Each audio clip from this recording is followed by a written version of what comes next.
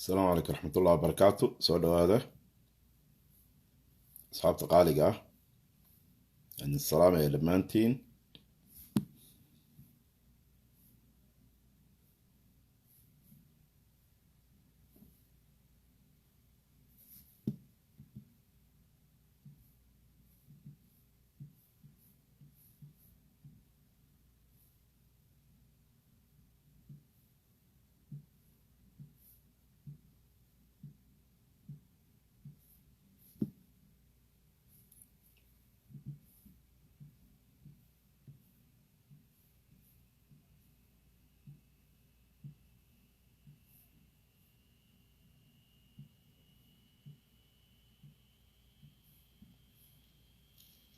سؤال هذا أصحاب تقاليقة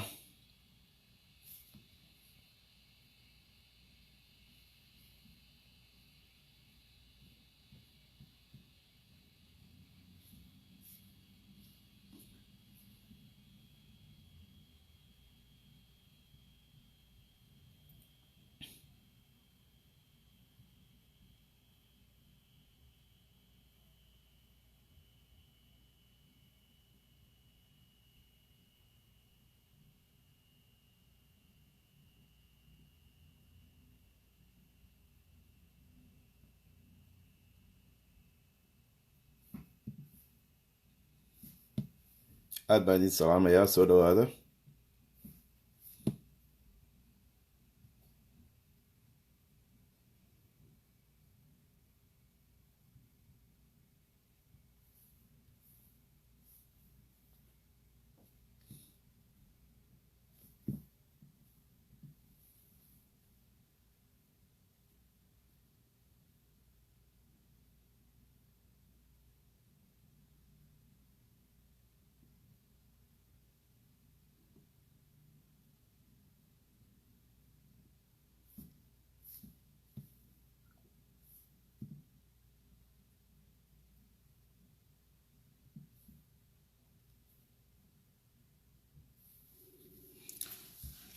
soo dhawaada asxaabta qaaliga ah.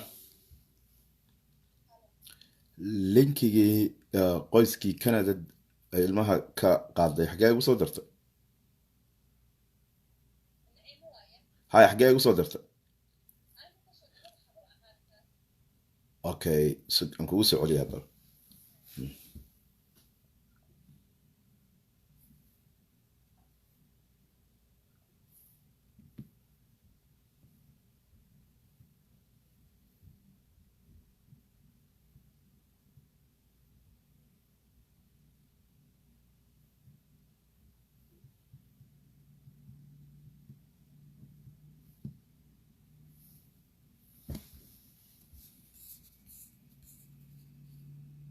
aad baan idiin salaamay asxaabta qaaliga ah.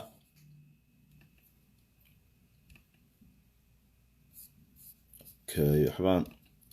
ralliga ahaadayaa, aad ku dul shaqaysanaya, wax yar baan hagaajisanayaa.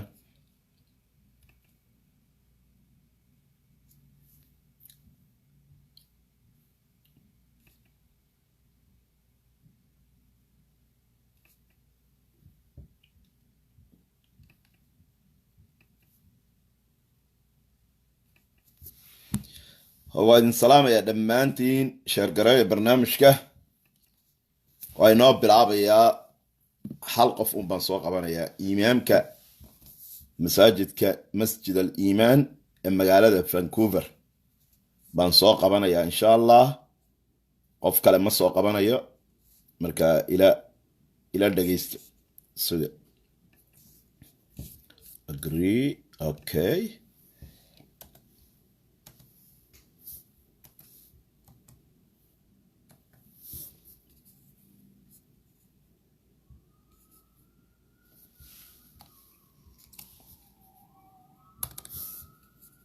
okay.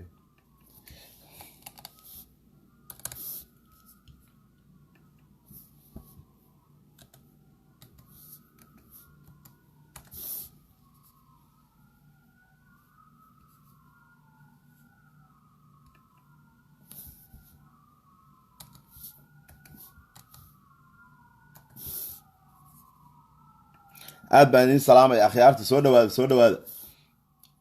hadidina soo dhawaada.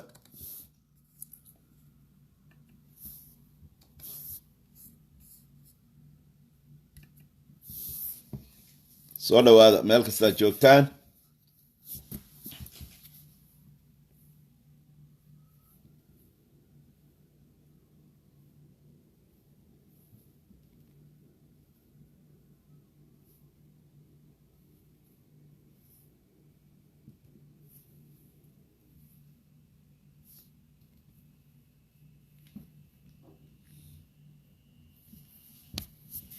soo dhawaada asxaabta qaaliga meel kasta joogtaan. Okay. Dhac.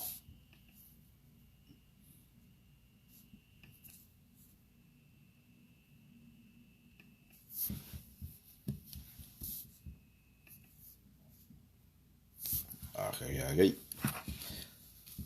soo dhawaada insha Allah. maanta hees lagu furi maayo nin imaamkii masaajidka Vancouver baa inoo soo galaya, markaa maanta hees ma lagu furayo. culimada waa in la ixtiraamo weeyaan. ما شاء الله.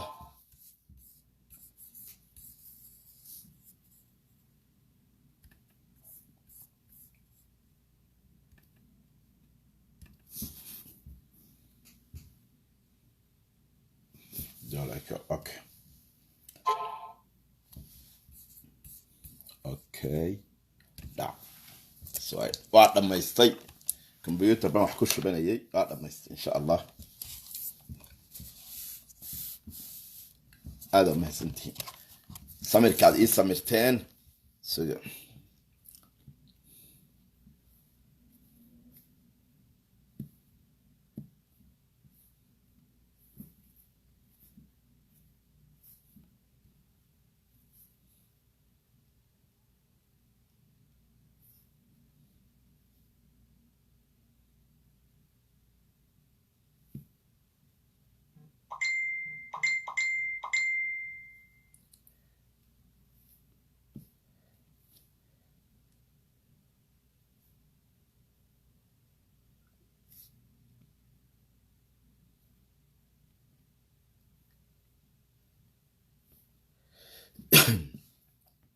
aad baan idiin salaamayaa dhammaantiin. isuga wax yar.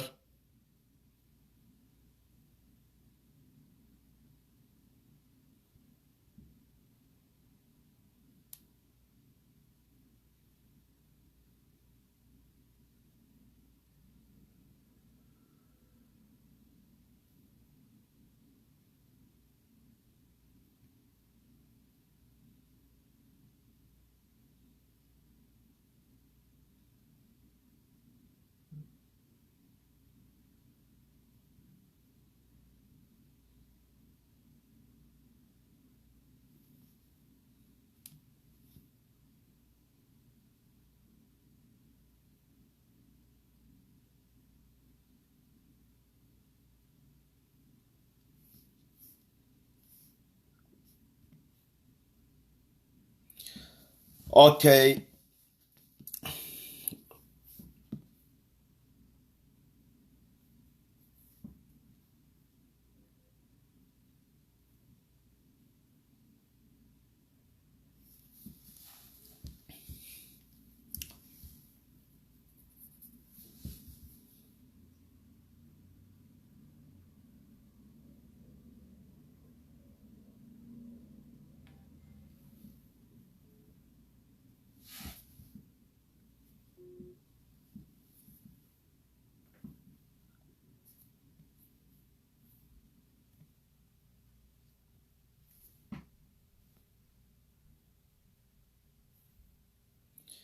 aad baan idiin salaamayaa. soo dhawaada insha Allah.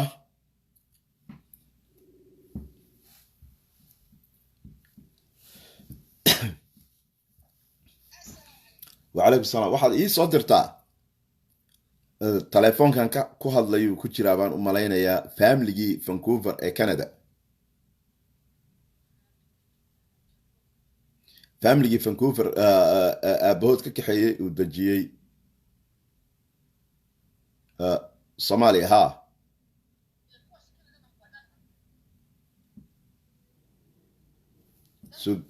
okay inaan kan ka baxay noqonaysaa, bal waan isku dayay kan inaan ka baxaan isku dayay. ka kale uu igu jiraa WhatsApp-ka.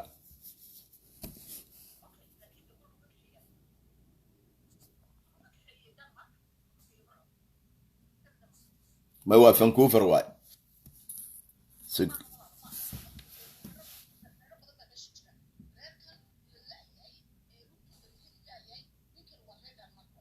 اوكي بس ان كو سعودي ايغا قبو واتساب ku jira inaan ka baxaan isku dayay. Okay, xaliga hadaya telefoonkan uu ku jira kale aan kala hadlayo qaab kale aan ku raadinayaa.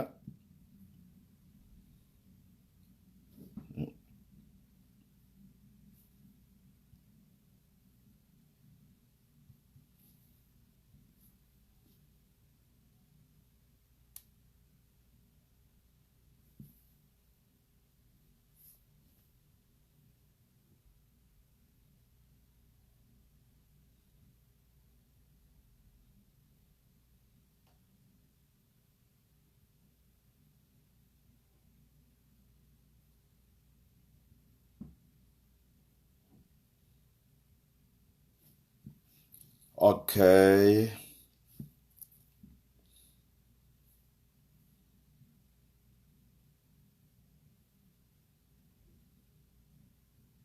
Oh, sure. Yes.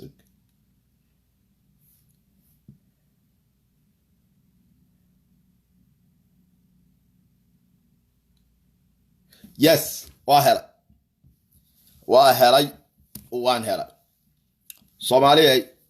horta marka ugu horeysa bismillaahi raxmaani raxiim alxamdulilaahi rabbil caalamiin wasalaatu wasalaamu calaa ashrafil mursaliin sayidina maxamedin wacala aalihi wa asxaabihi ajmaciin amaa bacd. inta magacayga iyo muuqayga taqaanaba waa walaalkiin cabdixakiin cusmaan nuur oo ku magac dheer sheekh Soomaali xerta shiikha magaalada Minneapolis gobolka Minnesota. inta ay nacab inta ay jecel inta ay taageersan dhammaantiin waxaan idinku wada salaamayaa salaanta islaamka. assalaamu calaykum waraxmatullaahi wabarakaatu. maanta barnaamijkeenan wuxuu ku saabsan yahay wuxuu ku saabsan yahay aabe Soomaaliyeed degan wadanka Canada gaar ahaan magaalada Vancouver aad looga yaqaanay ehel khayr dadka oo dhan wada garanayaan reer Vancouver oo dhan ayaa caruurtiisii oo markaas 3 ka koobnayd iyo gabadho uur lahayd baan u malaynayaa 4 ayaa waxa uu raray Soomaaliya gaar ahaan Muqdisho waa saan jeclahay oo idin daari doona. waxa uu dajiyay u dhisay guri weyn yani maanta waxa inoo warrami doona horta barnaamijkan marti inoogu imaamka Masjid al-Iimaan ee magaalada Vancouver Sheekh Cusmaan. aabahaas qoyskiisii dacwadii waxay ka socotaa magaalada Muqdisho waxaa haysa haddaan xusuustay isaga aan u dira linkiga. Okay, linkiga aan u diraya isaga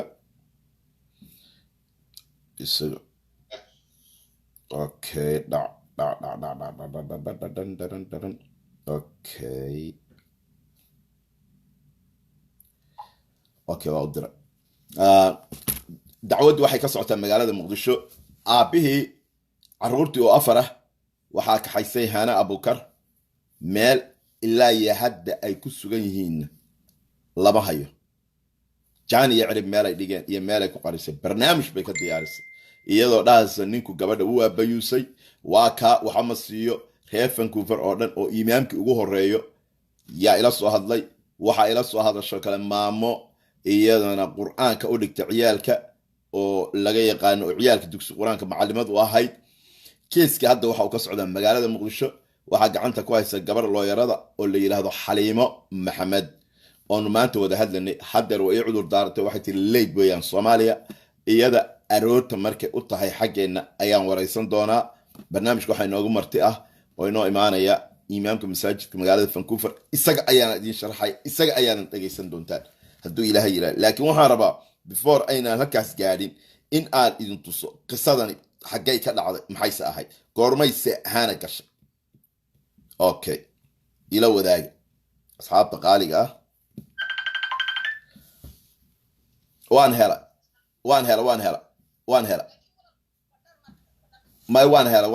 hela qoyskii. okay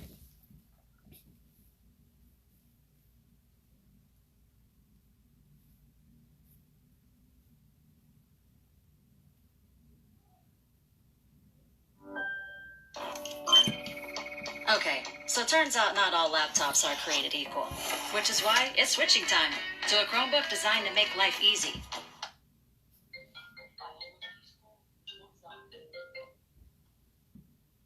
السلام عليكم يوتيوب لايف aan ku jiro ku soo waca ma hadli karaya okay barnaamij waa reerka أعوذ بالله من الشيطان الرجيم بسم الله الرحمن الرحيم توكلت على الله وكفى بالله وكيلا لا حول ولا قوة إلا بالله العلي العظيم حسبنا الله ونعمة الوكيل لا إله إلا أنت سبحانك إني كنت من الظالمين أعوذ بالله من الشيطان الرجيم بسم الله الرحمن الرحيم Somali weyn waa ima qashaana malaya codkayga iyo sawirkayga ma isleeyahay salaamu calaykum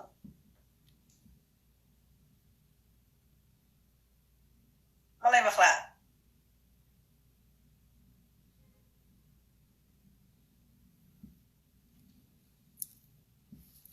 salaamu calaykum waxaan idin hayaa farxad baan idin hayaa waxaan rabaa farxadiina in la qaybsado waa idin sugaya insha allah biidni illaahi kariim أنا وحنا لياهي شير بان فيسبوك يسوي جرينيا تلفوك قاعد كحير يسوي دوادا قرال كنا اللي أمتشيد أنت قفوا إداونا حتى أمتشيد هذا اللي هذا إذين شيء قرال كنا عاش نور سود دوا وهج أم سود دوا السلام عليكم ورحمة الله وبركاته وقت حب السواق علي وقت في عام بكل يوم سوى ذا جليسين السواق على maanta waxaan hubaa dhagihiina inay qarxi doonaan Soomaaliya maanta waxaan hubaa dhagihiina inay qarxi doonaan dhageysta sida xalima ku soo jeeda masaxan can you believe it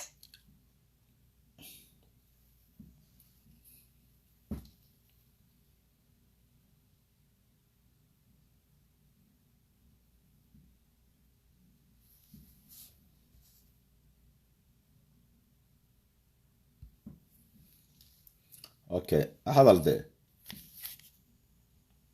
send up here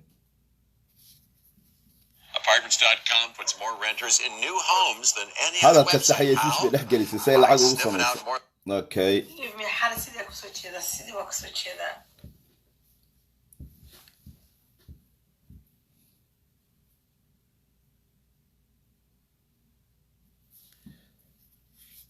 maxaa ku dhacay de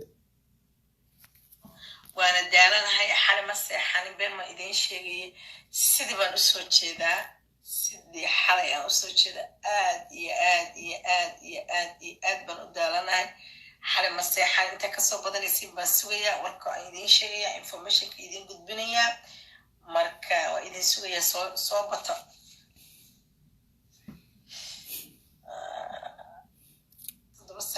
Sweden meeqa saac maanta sabtiga Sweden meeqa saac u tahay Sweden 6 saac waa la hurdaa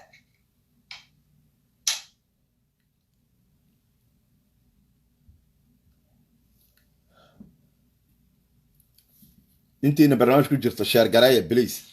inta ka soo badanaysaan baan sugayaa xalay horta ma seexan waaga ibar laakiin alxamdulillah alshukrillah waa soo guulaystay okay waa soo guulaystay qoys Soomaaliyeed ayay qaadatay maamadii iyo caruurtu aabahood rar oo masruufayay ee loo khayr ahalayay waa soo guulaysan Samira 1439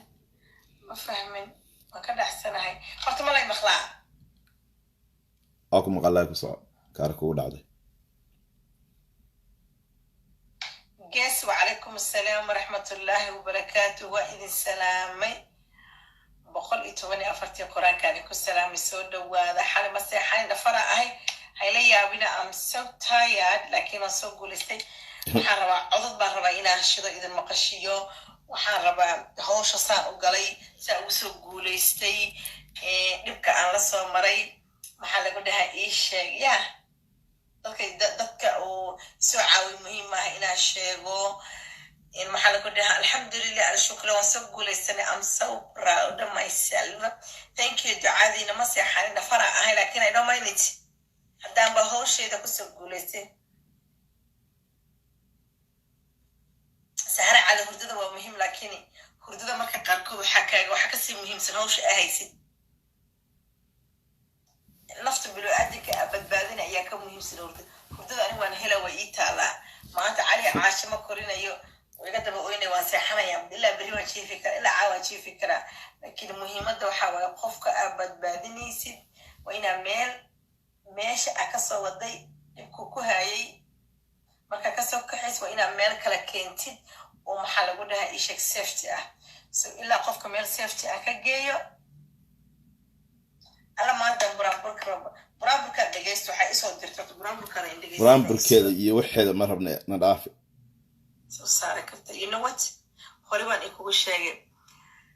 qofu ilaahay wato cid hor istaagi karta ma jirta I believe that okay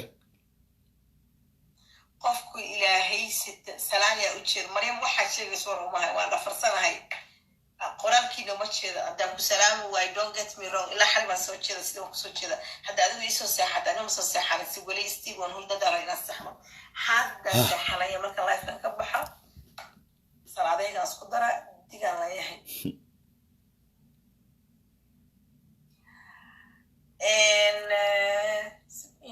qoraalkiina istaagba hadda iyo hadda u jeeda xabsi waa mahadsan tahay codadkaa shidayaa marka suga okay codadkaa shidayaa wiilka faranskayga ahaa wuxuu igu dhahay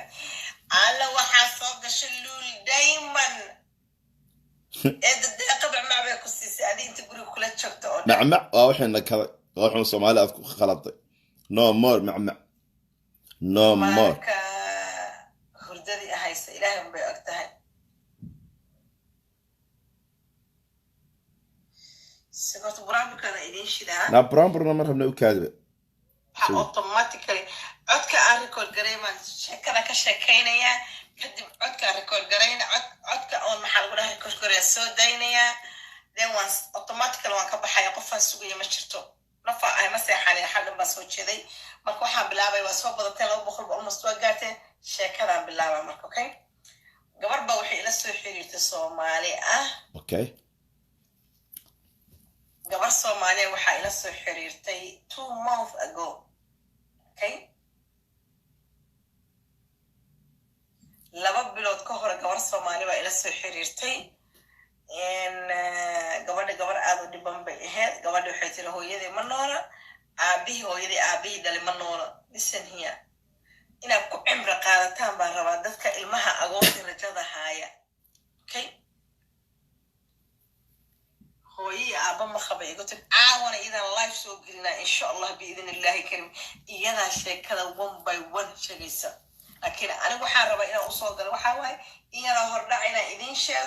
دعادينا إنك جم هذا عليا عضتك هوري وقبتي يبقى أصول صار ماشي أي شوكتي إن كشكي part 1 part 2 إذا كشكين دون إذا سو لايف وليس دون تلفون كي هو كي هو إما قش صفي على إما قش ماهن مالي مخلا هرت مسكرة جالس كده الماء واو الفرع هاي تبتشر مالي مخلا دايما هاي لا يابلا حالة مسيح حالة هواء ما فشين اوكي قبل عنيتو 2 months ago بيسوا وعلي وحي قلت لي هذه حالة وان لبانا هاي وحان كائماذي ودمض قربها كائماذي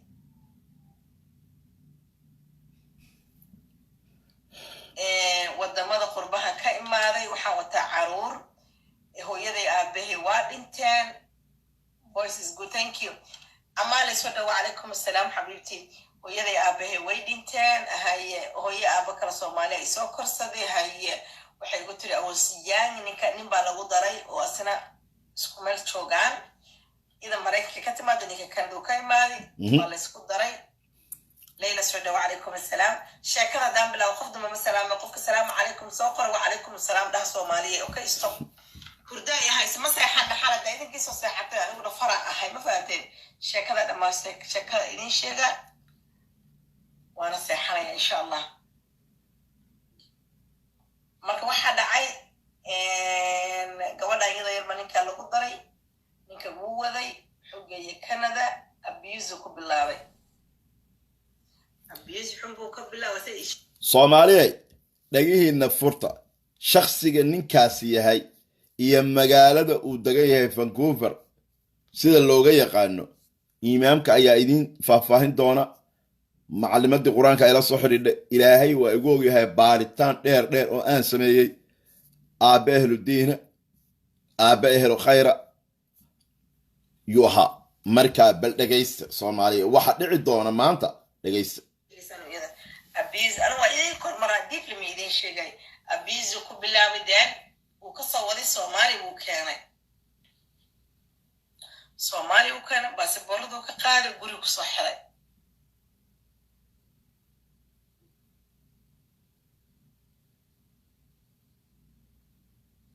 raashin ma siin jirin cunto ma siin jirin lacag ma siin jirin waxay tiri dhar ma haysto waxay tiri kaba la'aan ahay kabaha waxay tiri marka iga go'aan dunia cirbad intaan qaadan tala ay tiraahdo waan talaa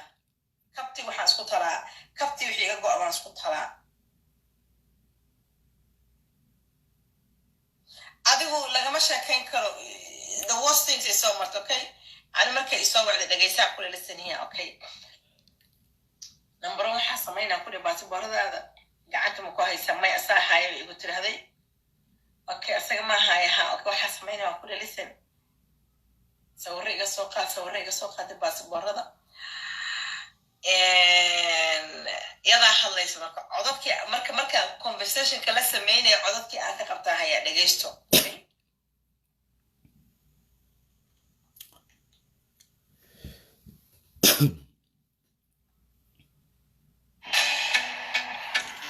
xayeysiin bay dhex geysay waa ina dhaafinaya kaadiya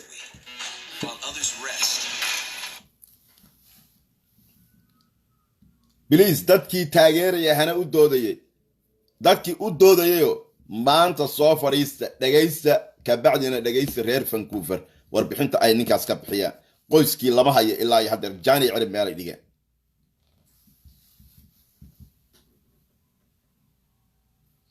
waxaan halkan ugu mahadcelinayaa qof isiyay awoodda inaan kaga soo saara Soomaaliya Muqdisho thank you magacaaga ma sheegayo awoodda Ilaahay baa awood leh qofka awoodda isiyay oo habeen saqdi dhaxa ama maalin ama duhur ama casar ha ahaatee awoodda isiyay Ilaahay baa awood leh oo aan cidna ilaa hadlin oo lagu dhihin ahaano qof saa kuu fiirin karta ma jirta mahan adaa iskale Muqdisho go ahead thank you abaalkaaga ma goos qof kasta u mahadcelinayaa thank you aad baa mahadsan tahay qofka sayto waad mahadsantaa ka codadka shida gabadh maanta koob soo wiciisa dhageysto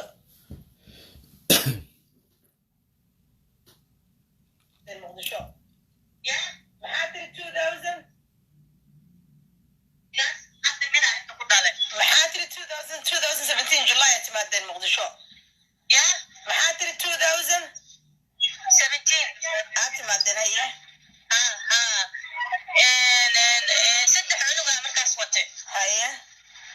hadda cunuga ku dhashay oo wuxuu jiraa 1 sano iyo 5 bilood jira haya asiga sharci ma haysto aniga baasaboorkii Mareykanka iga dhacay wiilkoo kaleeto oo wiilasha kaleeto saddexda ku yaraayna baasaboorkii ka dhacay dhimanaha baasaboorka dhicitaankiisa baasaboorka wax koobi ma ka haysaa sawir ma ka haysaa waan ka soo qaadi karaa social security waan haystaa soo baasaboorada sawir waan ka soo qaadi karaa iyo ilmaha citizenship code waxaas dhayso sawirkooda waxa dhan waa la iga xareystay laakiin si waxa ku dhahay maanta waxa ku dhahay Canada u noqonaysaa you know intaas meesha oo qasnada u gashay sida loo qoray barandad haya marka waxa ku rabaa inta barbaranaya alaabta banaanka taala because he can change marka number card uu bedel karaa marka adigu markuu ka sii jeed ma sawir ka qaadisa oo sabaalada maya marka shaqada aadan qaada okay good haya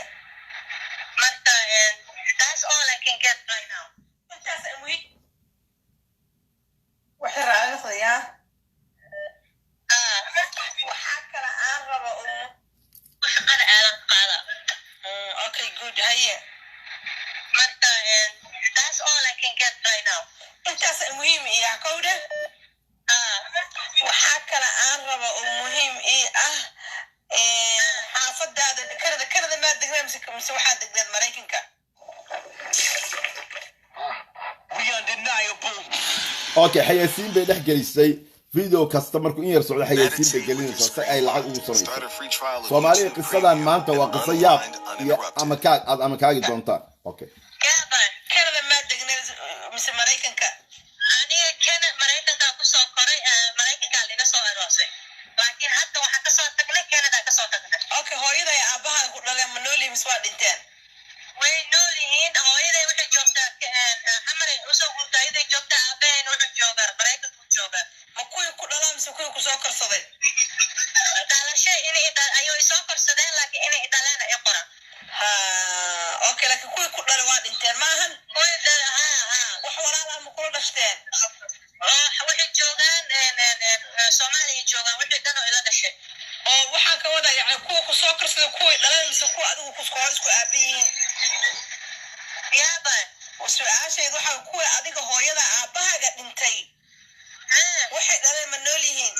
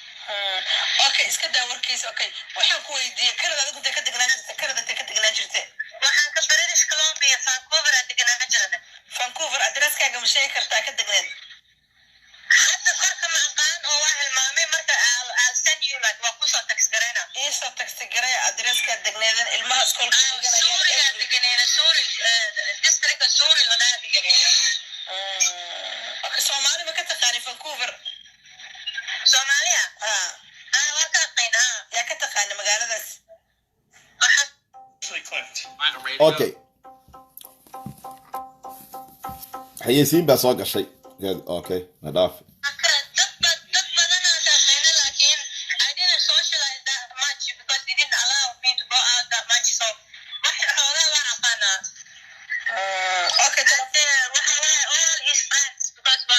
okay waxaan rabaa qisada inaan gadaal idinka dhameeyo waxaan wacayaa 2600 oo qof baa ku jira waxaan wacayaa imaamkii isaga ayaa faahfaahin idin siin doona okay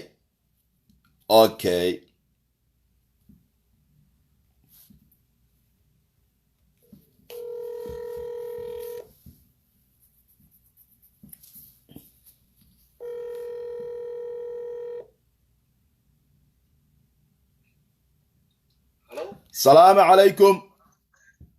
وعليكم السلام ورحمة الله. إمام شيخ عثمان صماها. أهلا وسهلا وسهلا. الله يخليك عدك أنا كروقات لبكون يلح بقول قف الصومالية أياك داوانا يا برنامجكي قيسكي مقالة الدجنا المرخاتك كأحد وان دار فيديو جودي دتك الصومالية نوادق السنة لبكون يلح بقول قف باكوجرا magacaago saddexan masaajidkaad imaamka ka tahay iyo qisada reerkaas inaad ka sheekaysid ayaan rabnaa. Assalaamu alaykum ma maqlaya horta ma maqlaysaa marka hore intaan waa lagu maqlayaa codka laakiin in yar igu yarada dadka ma maqashaa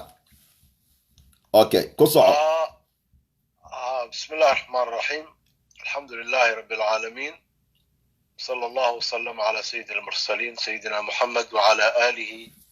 وصحبه وسلم أجمعين walaal aniga magacayga waxaa la yidhahdaa sheekh cusmaan xaaji maxamed sheekh cusmaan xaaji madad waxaan imaam ka ahay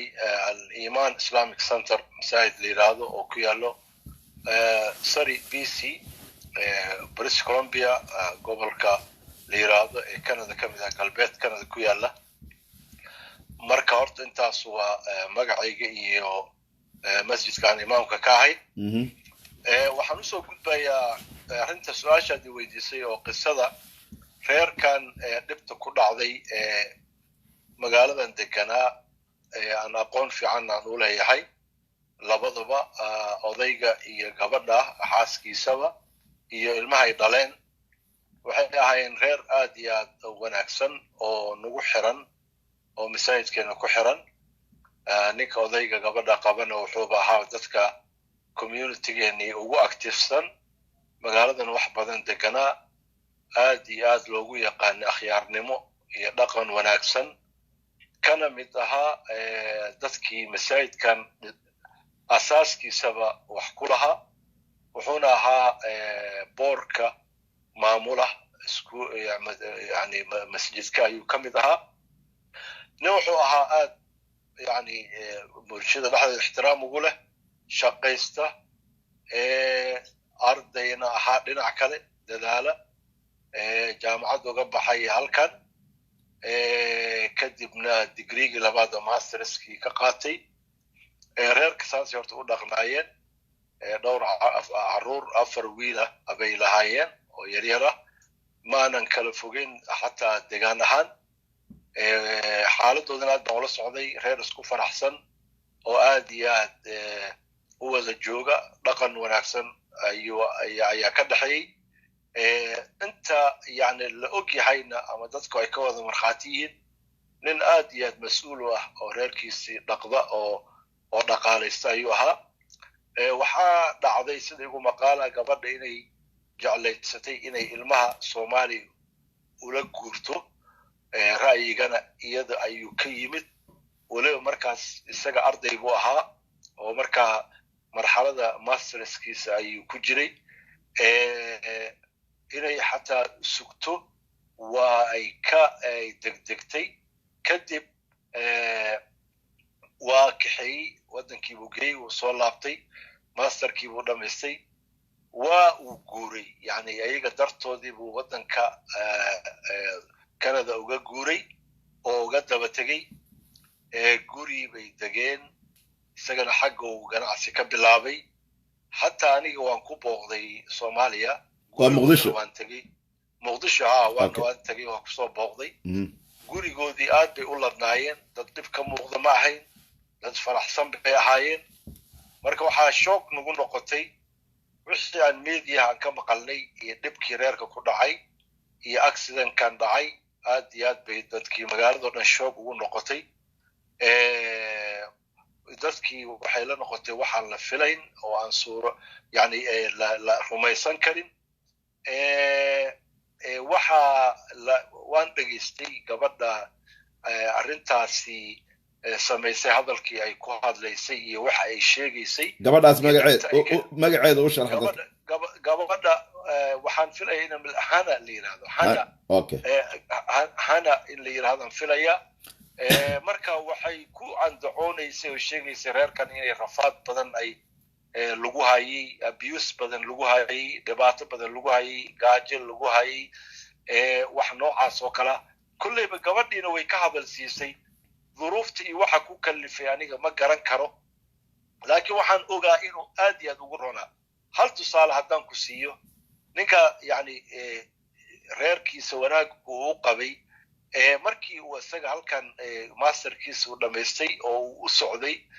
ayuu wuxuu surprise ahaan gabadh iyadoon ogeyn baasaboorkeedii halkan bay yani u yaaleen yani reerku waxay ahayn 2 citizen bay lahaayeen American way ahaayeen citizen iyo Canadian citizen marka baasaboorradoodii kay ku baxday mooyaane kii kale halka yaalay iyo kiisii wuxuu ku qaaday iyadoon ogeyn visa ugu qaaday umra ah oo markii uu xagga tagay iyadoon filayn uu yiri waxaan ku geynayaa umro oo uu kaxeeyey oo maka geeyey oo madiine geeyey oo maasha allah halkaas yani oo aad iyo aad uga soo farxiyey marka reerka horta sidaasay u dhaqnaayeen wax dhib oo laga maqlayna ma jirin waxaanan la yaabanahay haddii xataa gabadha ay dhib qabto dadka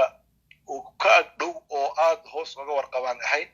ama dad badan oo saaxiibo ahoo magaalada degan oo dadka asxaabteedii baa deganaa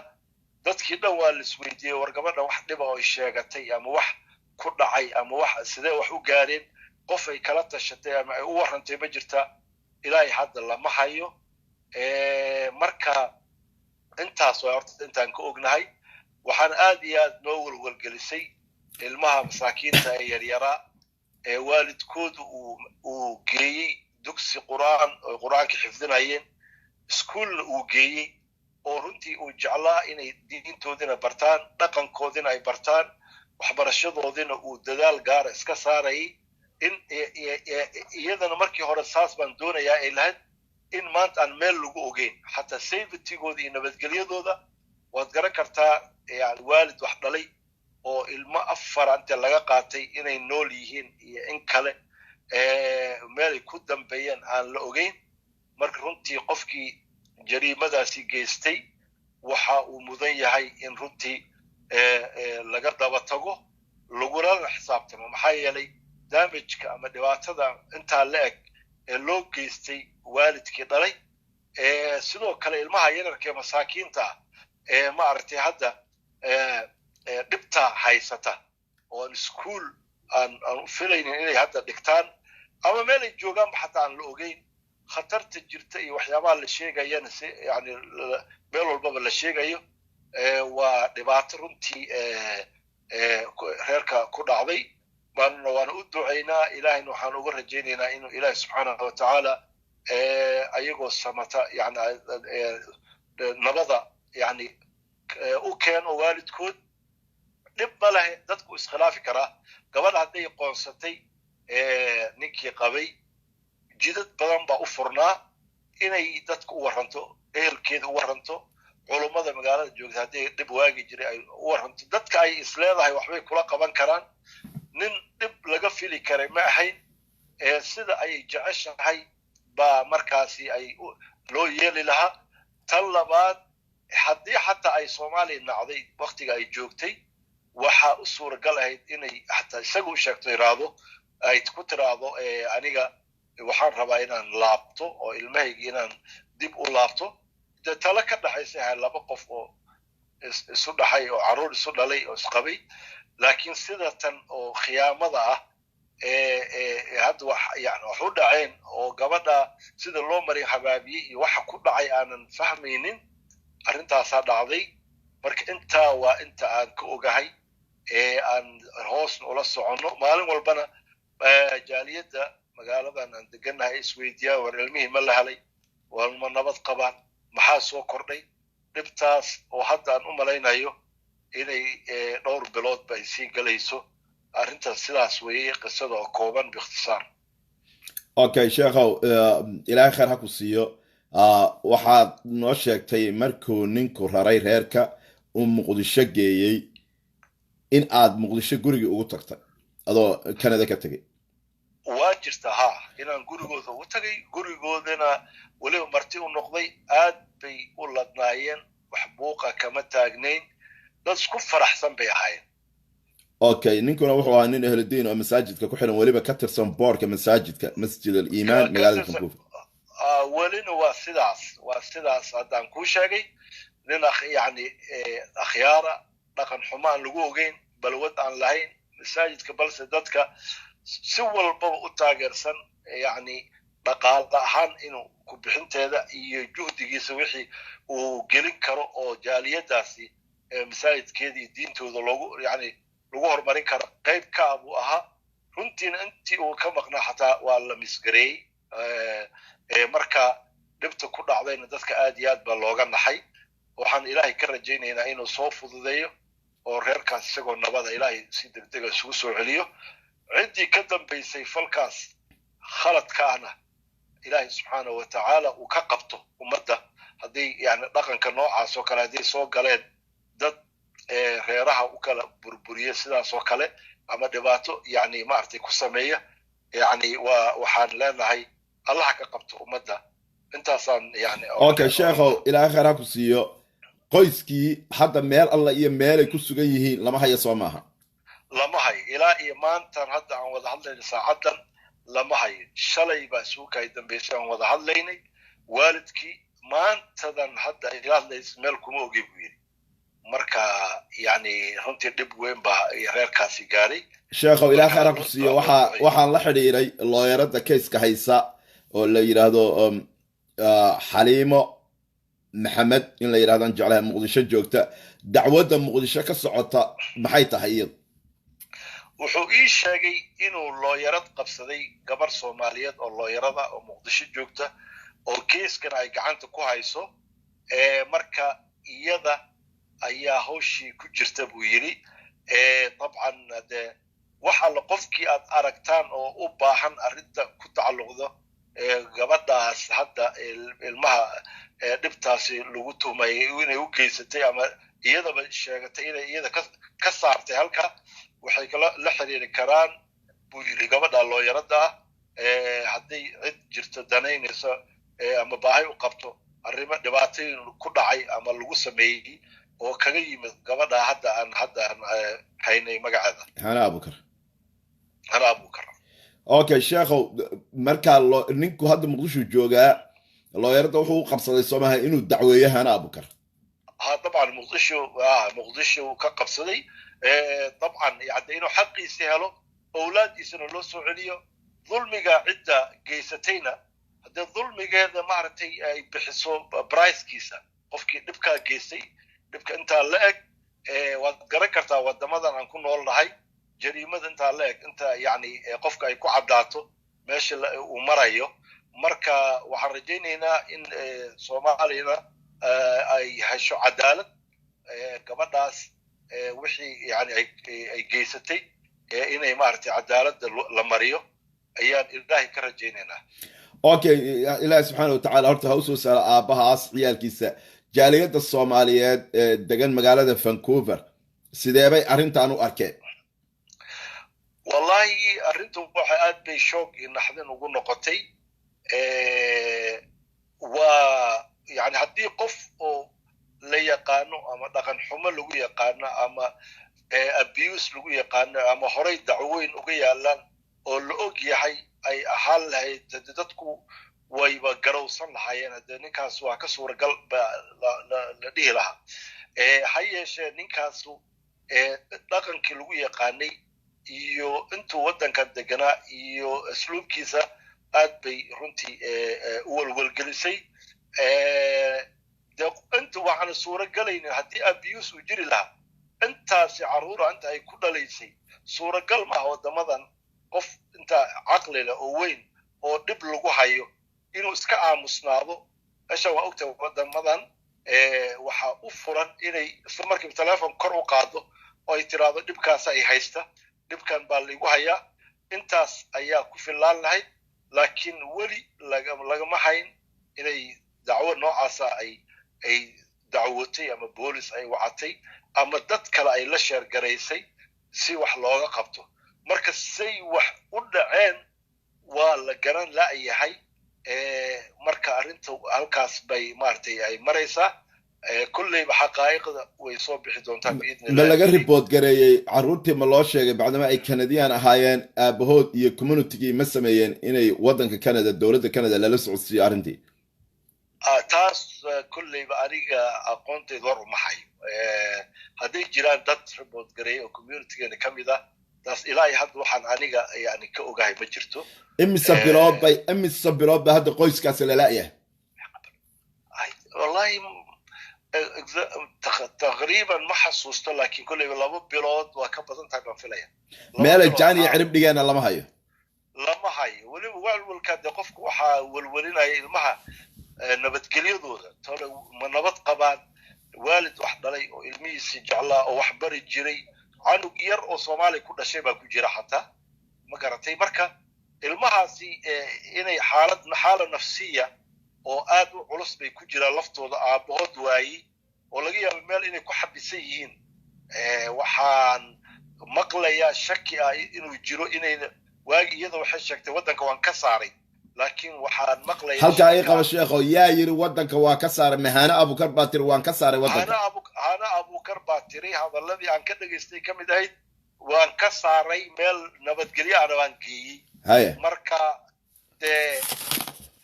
hadalla kalan waxaa leeyahay waxay u eg tahay waddankii inay joogaan laakiin meel ku qarsoon yihiin marka hadday dhab tahay oo ay weli u suuroobi weyday inay saarto laakiin ay damacsan tahay dee waa arrin oo dabageli karo oo ilaahay idinkiisa ilmahaasi nabadgelyadoodii iyo inay waalidkood u noqdaan baan rajaynaynaa haddii kalese haddii dibadda xataa loo saaro ilmahan ilmo canadiana way ama americana kolleyba waxay ku soo laaban lahaayeen waddamadii ay haysteen dhalashadeeda maaragtay waa la arki lahaa laakiin ilaa iyo hadda meelay lagu sheega haddayna jirin runtii arrintaas walwal weyn bay dadka gelisay gaar ahaan waalidkii aabihii dhalay iyo qaraabadoodiba ugu dambayn sheekha horta ilaahay khayr ha ku siiyo dad badan ma oran karo shakhsiyaad wax magarato ah oo social mediaha ku jira oo hana abukar dulmi ugu doodaya way ku dhagaysanayaan wayna ku jiraan meesha way kula soo xidhiiri doonaan shakhsiga aad tahayna way ogaan doonaan arrintaani arrin easy maaha waxaan la hadlay xaliime maxamed gabadhii looyarada ahayd ee keeska haysay xilli dambe ayay hadda u tahay aroorta marka muqdisho waagu u baryo ayaan wada hadlanaa marka ummadda Soomaaliyeed ugu dambayn bacdama aad nin imaama tahay inuu ka faa'iideysanaya 2500 qof bay hadda maraysaa inta ku daawanaysaa ma ku dhagaysanaysaa ummadda Soomaaliyeed gabadhani dhibaato weyn ayay u geysatay shacabka Soomaaliyeed hana abukar leeyahay qoysas Soomaaliyeed bay burburisay oo arkasid qoyskaas inuu ka mid yahay dhibaatooyin aad u badanna waa ay geysatay caruuraa la leeyahay reeray kala furtay gabadh bay tiri aabaheedaa fuulay been bay ahayd ugu dambayn maxaad ku goobaabinaysaa shacabka Soomaaliyeed khaasatan hooyooyinka qurbaha jooga ee caruurta haysta ee ay ka faa'iideysanayso بسم الله الرحمن الرحيم أدنى ضمها سنة عبد الحكيم وحان لا يحي أما مسجد كي أما رسالة إذا بلشدة الصومالية غربها كنول وحان لا يحي آدي يدو في جنادا يان لدين دقين داد waxaa jira aan alle ka baqaynin oo dugaaga oo danahoodii unfiir sanay iyo xoolo iyo maado ayaga ay ka helayaan bani aadanka jiridiisa qiimo ugu fadhido dadnimadooda sharafkooda qiimo ugu fadhido marka dadka noocaas oo kala ah maanta waxa la sheegaya hatta bani aadanka in laga tijaariysanayo xubnihiisa marka dhibaatooyinka noocaas oo kala ah عاطفة لين كسو قلقو إنا وحلدين قبناي iyo wax noocaas oo kala warqofeedan aqoonin isahal iska ilaaliyo balse qof tuhun uu saaran yahay oo intaasoo dhibaato dadku ay ka sheeganayaan de waaba iyada waa meel waa si xaq jirta laakiin qof kasto idin waxyaabahan baraha bulshada sharo dhan baa soo gashay ummad yani dib badan oo ummadda dhibaatadoodii yani ka shaqeynaysa xagga diintoodii ha noqoto iyo akhlaaqdoodii ayaa ka wada furtay muxuu ahaa meelo ka wada furtay marka ha laga feejignaado dadka dhaqan xumida iyo dhibaatada ummadda ku haya yaan la aaminin ilaa qof adiga taqaana 100% aad iska hubisay mooyaane asraartiina ciidinaha u maartay ha uga warramina yaan lidinku moogtahay yani lidinku moogta dagin waxaa laga qabanaya caadifad dadkan waxtarnaa iyo wixii lamida waxaa la sheegayaa in maartay lacaga soo dira xataa lidin yiraahdo sadaqa soo dira yaa kafaala qaaday in lacagtaasi in dad wax loogu qabanayo waxaa laga yaabaa in dad muslimiin kale lagu dhibaatooyin kale loogu geysto adigana aad يعني لعقتي أد بحسي أد يعني مسؤولية دقاته يعني iska jiro dadka umadaha dadku waxtaray ilaa yaqaan lagu kalsoon yahay hadda sadaqa la bixisaan oo idinka 100% hubtaan dadkaasi xaggoodii ku bixiya dad aan la aqoonin oo intuu halkaa kuu soo fadhiistay oo aadan maaragtay weligaa arag oo yani af macaan iyoyn idin degin ilaahayna oga baqa owlaadiinna iyo naftiinna mas-uuliyadda ilaahay idin saaray intaas baan leeyahay darsina ha u noqoto qof walbaba wax hadda dhacay ama dadka hadda wax ku dhacay maaragtay wixii ku dhacay darsi ha u noqoto saasaan leeyahay aad baad umahadsantahay sheekhow jazaakum allah khayr ilaahay cumrigaaga ha dheereeyo allah subxaana watacaala qoyskaas soomaaliyeed aabbaha soomaaliyeed ee carruurtiisii ka maqan tahay iyo xaaskiisiina ilaahay subxaana watacaala waxaan uga baryanaa in ilaahay usoo sahlo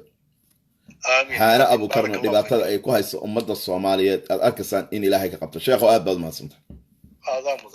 جزاكم الله خير اوكي سوماليا دغينا wax baad ku maqlasay dadkii haana difaacayo waxaan idin qorayaa lambarka imaamka masjid al-iimaan ee magaalada Vancouver ee qoyskan ay deganaayeen qoyskan Soomaaliyeed dhimasho iyo nolol meel ay ku nool yihiin lama hayo waxaan doonayaa inaad ila dhagaysataan haddaba shahaana oo noo sii dhammaystiri doonta halka ay qoyskii geysay ku qarsatay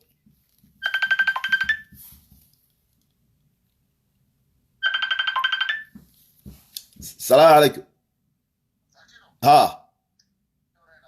خير ها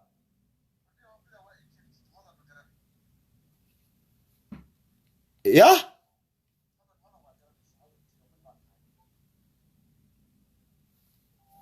waa kugu soo celinaya life baan ku jiraa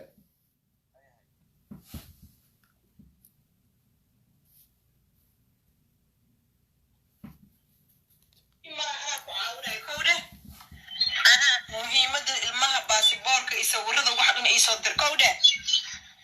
hay abay wiilka inta ku dhashana aniga okay dhagaystaya waa qoyskii ay kaxaysay hadda sheekhu ka hadlayay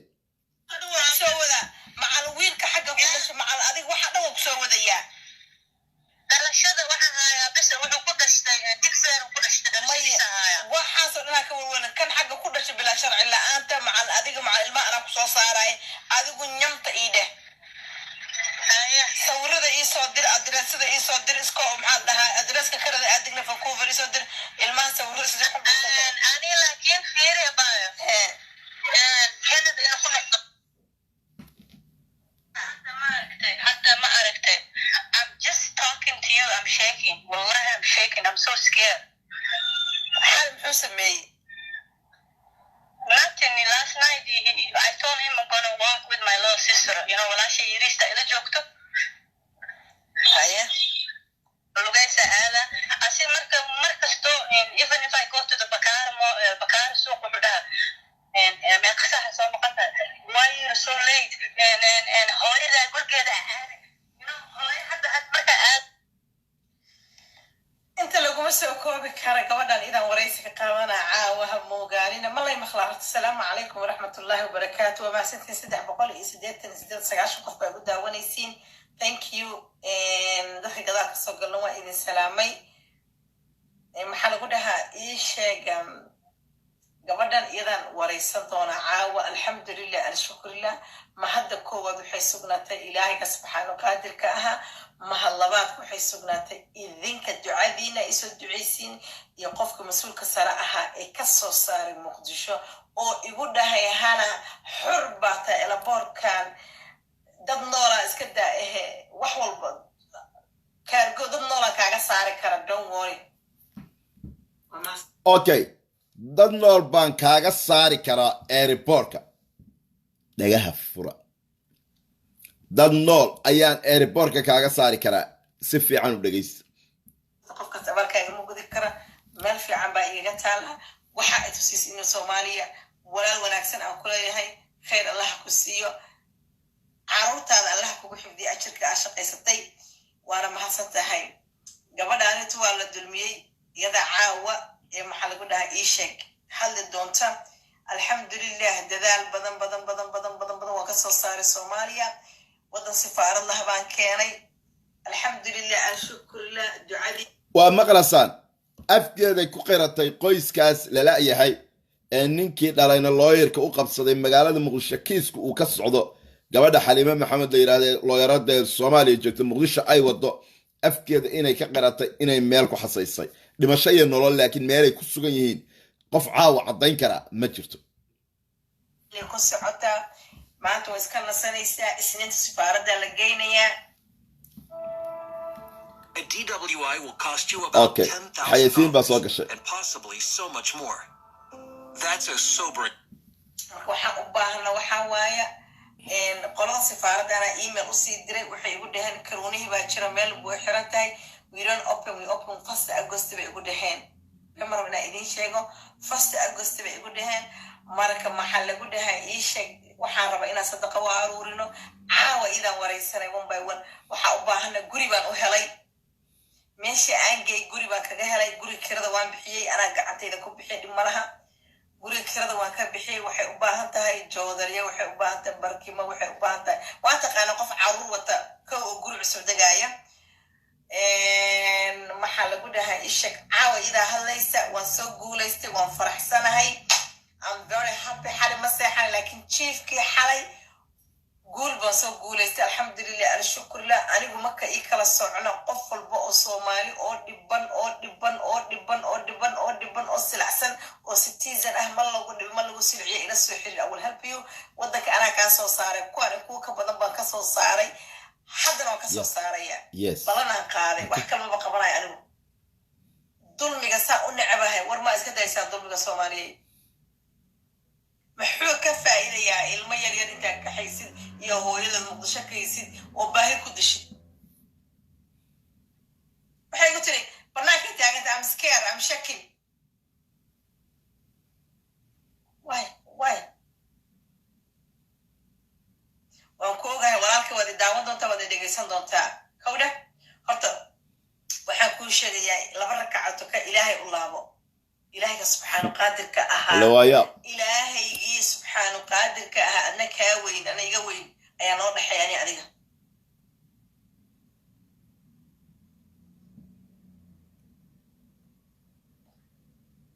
قبل أني كسان أقدر عكر كوالو جينا أنا أصلا لا يلو جينا لو جي الدعوة برشوا نكسر قبل الصومالية ده هاي أريكم ما صار دلوا سمين لو كويه لها قبل أنو برها برشة فيسبوك جي نمبر كي كل حشرة يوتيوب كنمبر كي كل حشرة قف والبقى الصومالية especially عرور صوماليات نبان سلعسل قف أنك جاي بيسنا يمجد الدونك هو يدي من أقولش على هاي حد يانك يسوي فرس قلت له غير كان فرح كقاعد معي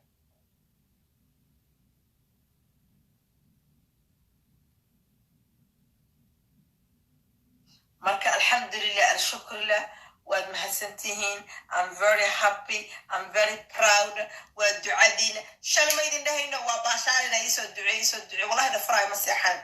iisoo duceey gabdhaha la ballansana waa 8 saac alla inaan wacawaaye waa kasii baxaya qadka I'm very proud of myself alxamdulilah This summer we've given our tech a workout Soomaaliyay dhagihiina waxbaad ku maqlaysay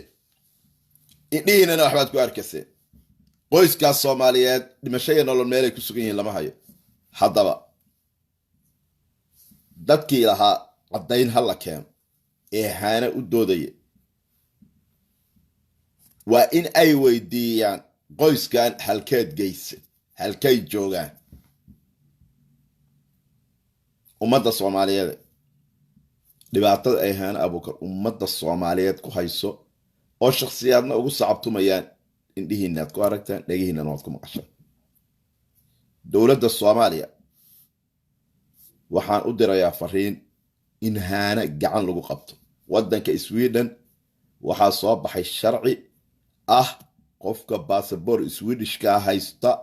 hadduu wadan kale dambi ka galo waa lagu xukumi karaa waana lagu xiri karaa haka warwarina in la yiraahdo qof passport Swedish haysta ayaa la xira oo la qabto sharcigaas soo baxay dadka reer Sweden waa wareysan kartaan meel walba waa laga heli karaa qofka passportka Swedish ka wata dambiga wadanka ka galo wadanka uu markaa joogo waa lagu xiri karaa waana lagu maxkamadeyn karaa haana qoyskan waxay ka kaxaysay oo dambiga ku gashay waddanka Soomaaliya caasimadda Muqdisho dowladda federaalka ee Soomaaliya looyaradii kiiska haysay waa gabadha Soomaaliyeed ee looyarada ee joogta Muqdisho la yiraahdo Xaliima Maxamed aabihii waxa uu ku sugan yahay magaalada Muqdisho haana waxay ka soo degtay magaalada Muqdisho iyadoo la rabo in la qabto oo la xidho kiiskan loo xidho ayay ka soo carartay magaalada Muqdisho waxa ay timi magaalada Dhuusamareeb arintay u timi arin la dafiri karo oo la qarin karo ma ahay ilmo yar oo Soomaaliyeed oo gabar Soomaaliyeed oo reerkoodii jaamacad ugu direen waddanka Suudaan magaalada Khartoum ayaa si khaldan ilmo yar ku dhashay ilmihii ayay maqashay haana waxa ay adeegsatay gabar la yiraahdo Fawziyo oo dhalatay beesha Isaaq reer Abtigay iyo nin la yiraahdo Zaalim oo isaguna reer Xamar ah waxay tiri ilmahaas yar ana adabti garaysanaya oo korsanaya markay magaalada Muqdisho ka soo degtay ay maqashay in kiiska reerkani uu ku socdo waxa ay timi u soo carartay Dhuusamareeb waa maamulka Galmudug waxa lagu kala wareegay ilmihii yara ilmihiina waxa soo waday gabadha Fawziye la yiraahdo iyo ninka Zaalim la yiraahdo idin sheegay ilmo in la korsado waa wax fiican waana korsan kartaa laakiin haana malaha adarays malaha meel ay degan tahay ma haysata guri ma haysanta income ilmaha ay qaado ما يعني ilma laga saarayo wadankii waa ilmahaas meel u jaani cirib dhigay la heli maayo xaqiiqada dhabta Soomaaliyeed hatta dharkii ilmaha ay u soo gaday waa tii soo galisay barteeda Facebook oo ay tiri ilmihii ayaan rabaa ilma markaad adabti garaysanas wadankaas ilmahaas jooga Suudaan iyo wadanka ay baasaboorkiisa wato Sweden wadan saddexaad oo kale uma dhaxayn karo waa sharciga marka qofku ilma korsanay uma dhaxayn karo maxaa keenay Soomaaliye ilaahay baan idinku dhaarshay maxaa keenay in intay soo marto Nairobi soo marto Muqdisho Dhuusamareeb lagu kala wareego oo ilmihii halka lagu sugo qisada ay meesha u tagtay waa qisada markii filimkeedii uu gubtay waa ay ka carartay waxa ay tagtay magaalada Gaalkacyo dhinaca Galmudug way ka sii gudubtay hadda waxay u sii gudubtay dhinaca Puntland dadka Soomaaliyeed maamul goboleedyada khaasatan meeshay hadda ku sugan tahay horta Somaliland waa laga soo masaafuri laakiin meesha ay hadda ku sugan tahay Puntland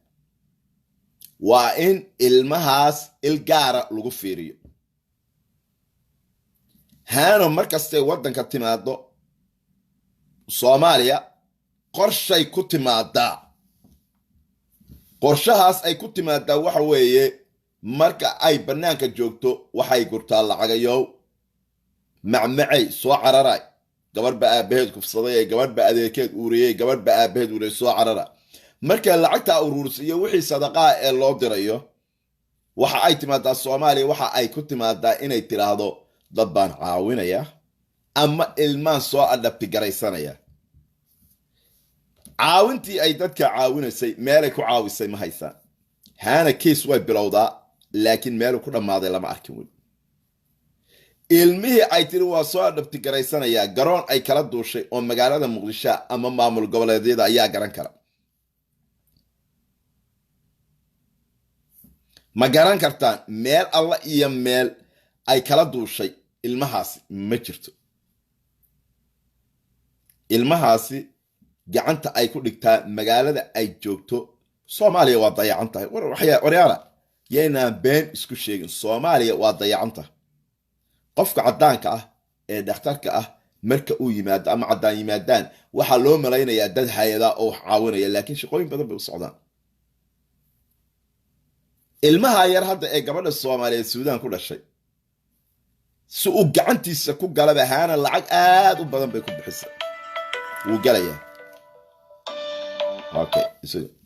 ala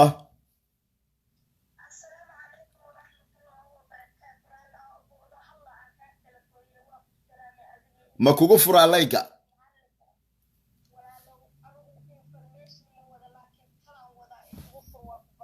ku soco magacaaga saddexani meesha joogtay magacaygu waa raxma qaali waxaan joogaa wadanka ingiriiska ina adeer qaali horta ninka ilmaha laga qaaday ee weli ilmihiisii fadhiya ee dowladdii ilmuhu ay ku dhasheen oo sharcigooda ay haysteen aan dacwo geynin oo ilmihiisii aan ribood garaynin horta asagu dambiga ku jira arrimaha berri subax aad gudbinaysa ku dar baxar asaga hadda ku jira wuu ribood gareeye okay hadduu ribood gareeyey waa inuu dacwada adkeeyo kululeeyo oo yiraa aniga ilmahaygii naagtii waatan baasabor Swedish ay wadata ilmahaygii meesha geedana balaas Swedish inuu ka dacweeyo oo dacwadeeda baasaborkeeda loo gudbiyo wadanka Sweden waaye xamarna hadday ku dhaaftay inuu hadda si degdeg Puntland ugu tiro fartin oo dawladdu ay Puntland la hadasho dhaha naagta hal soo qabtay lama naagta xamar kama dhoofi karta hadda waxay isku dayay diyaaradaha Puntland ka baxa oo Djibouti tago oo Djibouti ka baxo Dubai taga inay raacday rabta marka ina haddeertan Puntland naagta laga soo qabto ama hadday galmudug joogta la soo qabtay hadday Puntland joogta la soo qabtay xamar lagu soo celiyo ninku laba bilood ilmihiisi maqan yihiin asaaba xanuunsanba ninku marada dhexdeeda ku xirto naagtii 3 ma 4 maalmood xamar la joogtay maha unuka iskala hoteelada qaaliga korleed inay hormarmarto waa qalad balaas naagtu kaligeed ma shaqeyn aeroboortka lagala shaqeeya booliiska lagala shaqeeya dowladda lagala shaqeeya everywhere shaqaalu jooga kaligeed ma shaqeyn ka hadaladeeda ka dareemi hadaladeeda ka fahmi dadka shacabka ay lacagta sida adeegsay ka shaqo dowladda la shaqeeyda nafteed okay arrintan cabdi xaki wax laga hari kara maaha wax la fiirsan kara maaha waa isdaba joog waa naag faasiqada oo haddana Soomaalidii oo dhan oo wada muslima maskaxda uga tumanaysa dadka maxaa ka khaldan hal week aan Soomaaliya dagaal kula jirnay anagoo 40 qofood ka badan oo qurba jooga qof walba wuxuu ku leeyahay dambiga anaga magaalada nagu kula galno qurba ay ku soo gashay maxaan ku qabsanaa maxay naga hadlayda lagu leeyahay ilaa markii dabaan ciyaalkii naagta ku dirnaan tuuriyay anaga idin bay gareen tuuriyay ka saar tuuriyo uga saar magaalada war ina adeero gacali wax nool meesha alaaba hadda ka jooga inda aniga ii muuqdee ninka bari horta asaga hala ii raadsan asaga naftirkiisa hala ii raadsan war yaa ilmaha hadii kaliyood already naagta ay bilashan boqol ku soo qaadatana hadda isdhiib hadii kale naagta Soomaali kula joogta ay ka fakan waa maadsanta buu macaan waa aad mudan dowladda Soomaaliya haano dhaqdhaqaaqeeda waa la socdaa ilmaha yar ee halka lagu kala wareegayna waxaad ogaataan ilmahaas isagoo nool inaanu ka dhoofin garoon diyaaradeed oo Soomaaliya laakiin qaabab kale ayaa lagu saaraya afkeeda waxay idinka qirtay waxay tiri dad nool haddaan rababaytay ee riboorka waa la iga dhoofinaya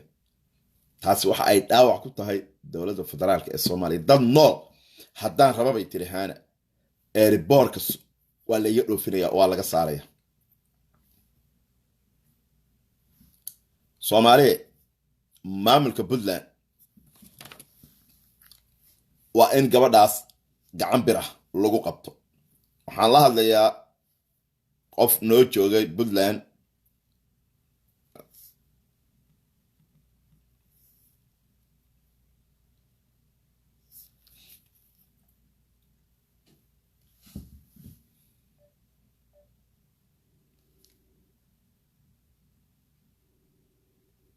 السلام عليكم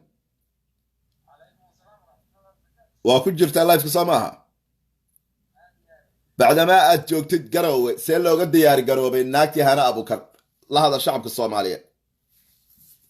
والله ديار قروي وانا لما سافرونيا وانا لقبانيا وحي وطنا ولا قهر تغيا حالة إذا سيلو غار كان مقالة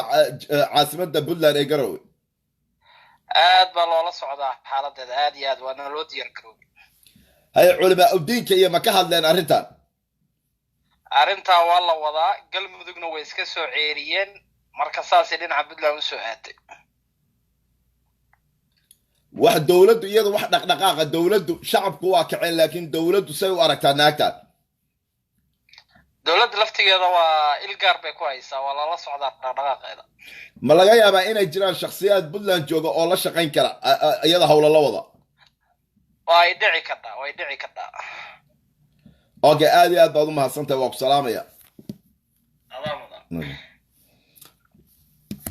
ummadda soomaaliyeed maanta wax idinka qarsoon ma jirto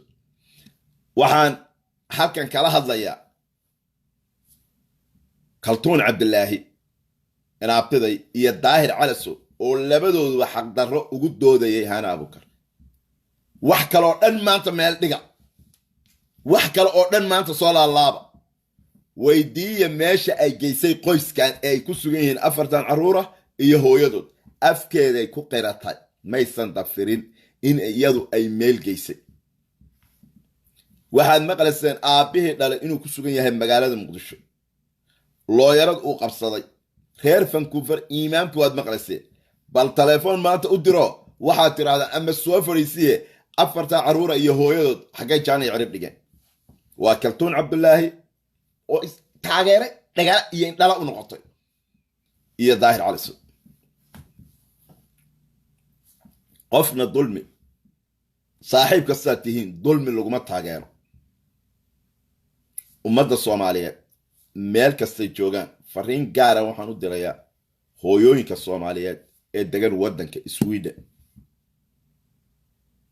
aad baa ila soo xiriireen arrimihiin oo dhanna waa ay sheegteen laakiin mid ogaada la tashada dadka luuqadda aadka ugu hadla Swedish ee idin la deganay Soomaalida haana wax idinka qaadi kartaa ma jirto wax alla iyo waxa idinka qaadi kartaa ma jirto ilaahay baan idinku dhaarshay Soomaaliyeed maalin dhaweyd ingiriiska wixii ka dhacay baan idin geynayaa marka ay maqasho gabadh baa isku buuqsan oo stress ku yara dhacay ii geey ayay tiraahdaa ciyaalka ma hayn kartee ila dhageysta arrintan ila dhageysta okay 15 daqiiqo iyo 10 okay جينا عم تقانا قف ديس واي سيدا سايكولوجيست كادو هاد ليسي وان داودي انو كولا ما سocon jirin laakiin intaan okay ingiriiska weeyaan arrintan qisadan ay ka dhacday waa maalin dhaweyd markii intii ayna soo bixinin waxa ay maqashay gabar baabuur waday oo laysanka ku cusbaa ayaa gabdho kale right siisay qaaday meel aroosa fiiriya Soomaaliyeed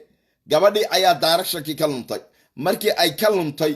ayaa waxa la xalay gabadhaasna qaado way luntay waxaan ka saalay ninkii baa la guursado way isku buuqsantahay stress bahay aabayti ii sheega adreeskeed dhageysta Soomaaliyeed ka soo duubay horta qofka tahay baa dib ugu noqdo YouTube-kaaga waan galay waxaad ka hadasho dhan waan soo daawaday okay walaalay Soomaali waxa ku mahmahdaa afkaagan oo ku xidha oo aan ku furin la iska gooba la yiraahdaa haddii wax aad sheegaysa ay run ahaayeen hanay isa soo barxo adigu soo fadhiiso soo dhig iskeen dadkaad keentay runtoodii keen waxaad lacagaha lagu haystay runtooda keen habeen dhawata waxaad daawanaya iyadoo lagu wareysanayo one single question kama jawaabine si daqiiqaad saa u meereysatay su'aal ay marka lagaa weydiiyo diibaad aadi you know jarmal maxaa ka dhacay baa lagu yiri waxaad ku jawaabtay gabadha film baan ka qabtay bahalkii baan geliyay YouTube-ka ha igelin bay i dhahday lacagta ma laygu leeyahay yes or no hatta kama bixin walaali anigu kuma oranayo muxuu ahaayay Soomaalina gambarkeedan ku fadhiisinaya adigana gambarkaagan kugu fadhiisinaya adiga gambarkaagan kugu fadhiisinaya walaalo haddii aad dambigan gelin isbarax okay okay inaabtida kaltuun baa soo gashay reer buco ana haya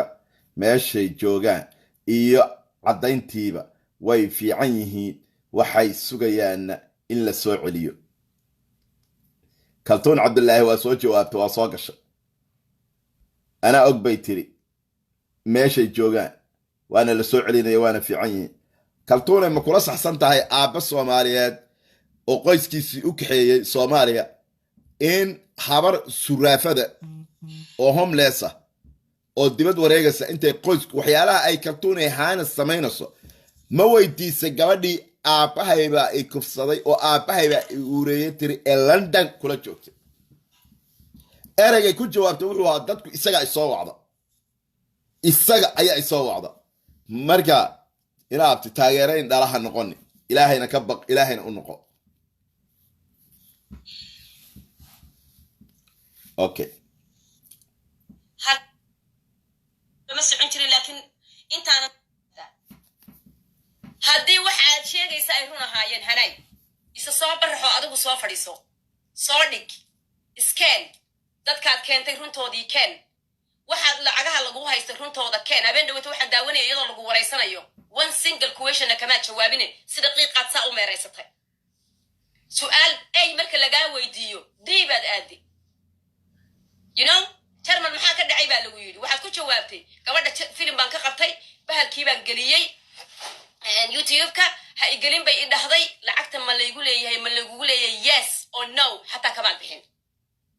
walaali anigu kuma odhanayo muxuu ahaaye soomaalina gambadhkeedaan ku fadhiisinaya adigana gambadhkaagaan kugu fadhiisinaya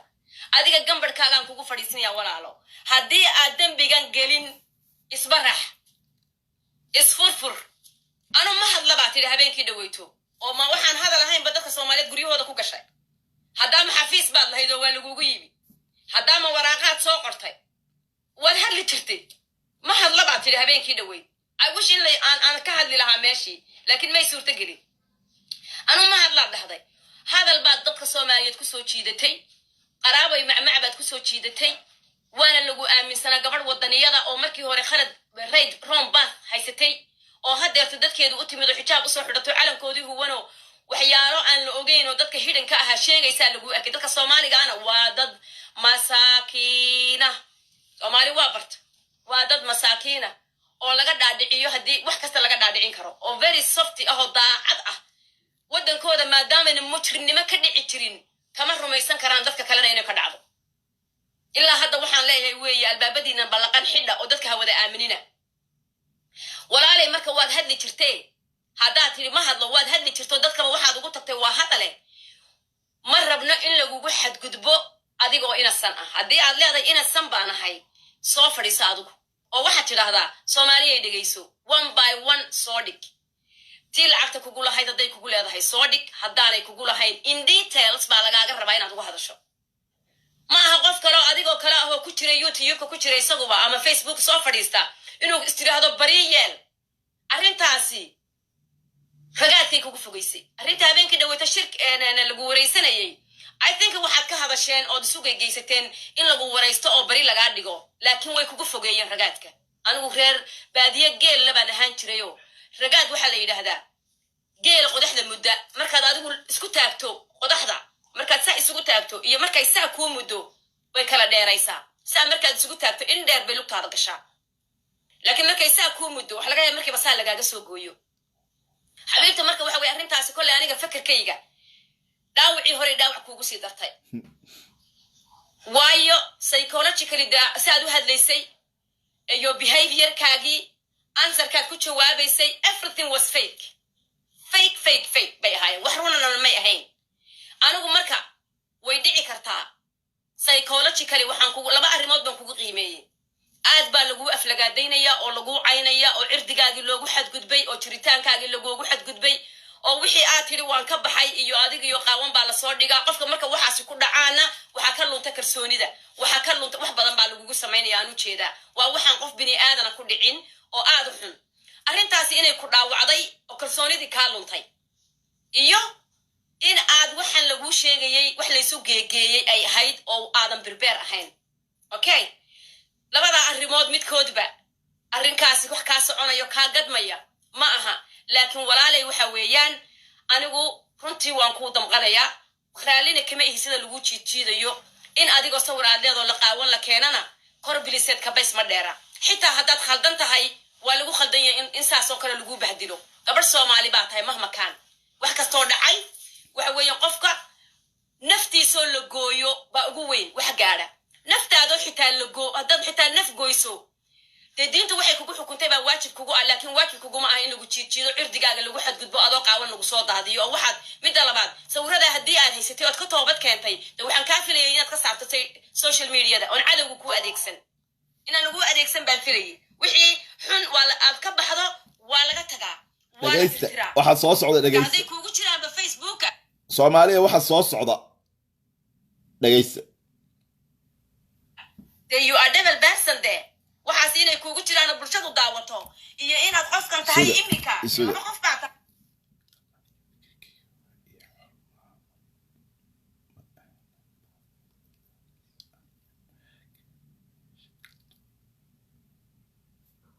ina abtiday kaltuun yaan lacay wariyaa hoy ugu ixtiraama walkan ana iska leh gabadhaas waa ina abtiday qof caay kara ma jirto qofkii kaltuun caaya waa baloogareynaya waa idin sheega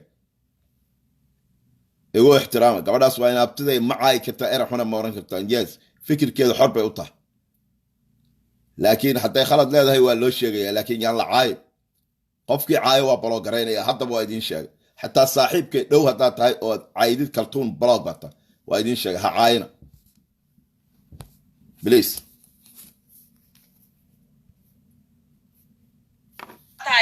laakiin hano come on raali kama hi anigu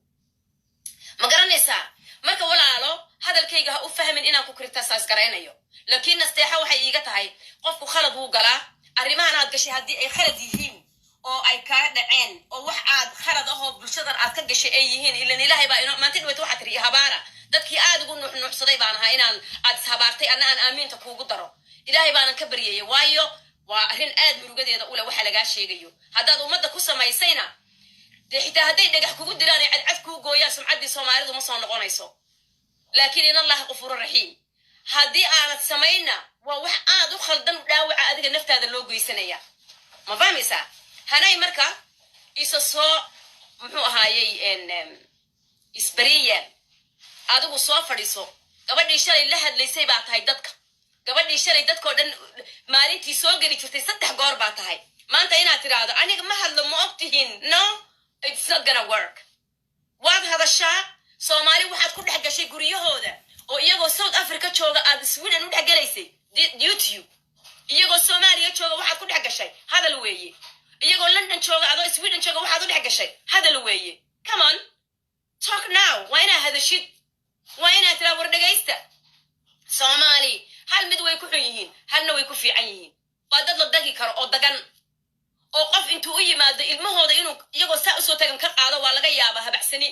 haddayse kugu soo jeetaan waa jinaca ma taqaanaa qof haddii subag la mariyo quraanjo la dhex fadhiisiyo ka waranta dharka laga bixiyo midba meesha soo gaadhu ku qabsanaya xitaa iyagoon ku hubin iga wallaan ku dhaartay nolosha kugu dubayaan ku ducaysa ilaahay Soomaali inaysan kugu soo jeedin iyagoo xun wajigooda xun alla kuguma soo jeediyo ma fahantay you're not gonna survive in this way walaalo meelaba kuma dhuuman kartid laakiin waxa laga rabaa waxa weeye dadka Soomaaliyeed waa dad naxariis badan oo waliba calool furan inaad tiraahdo waryaara dhageysta anigu waxaan fiyo baan ku raadinayay cidna ma arag cidna ma maqal waxna idin kama fuulin waxna idin kama iibin kaliyana ma cunina iga taga oo idaayo cafiya way ku cafinayaan waa dad calool fiyo inaad wixii cad keentid oo tiraahdo walaalayaalo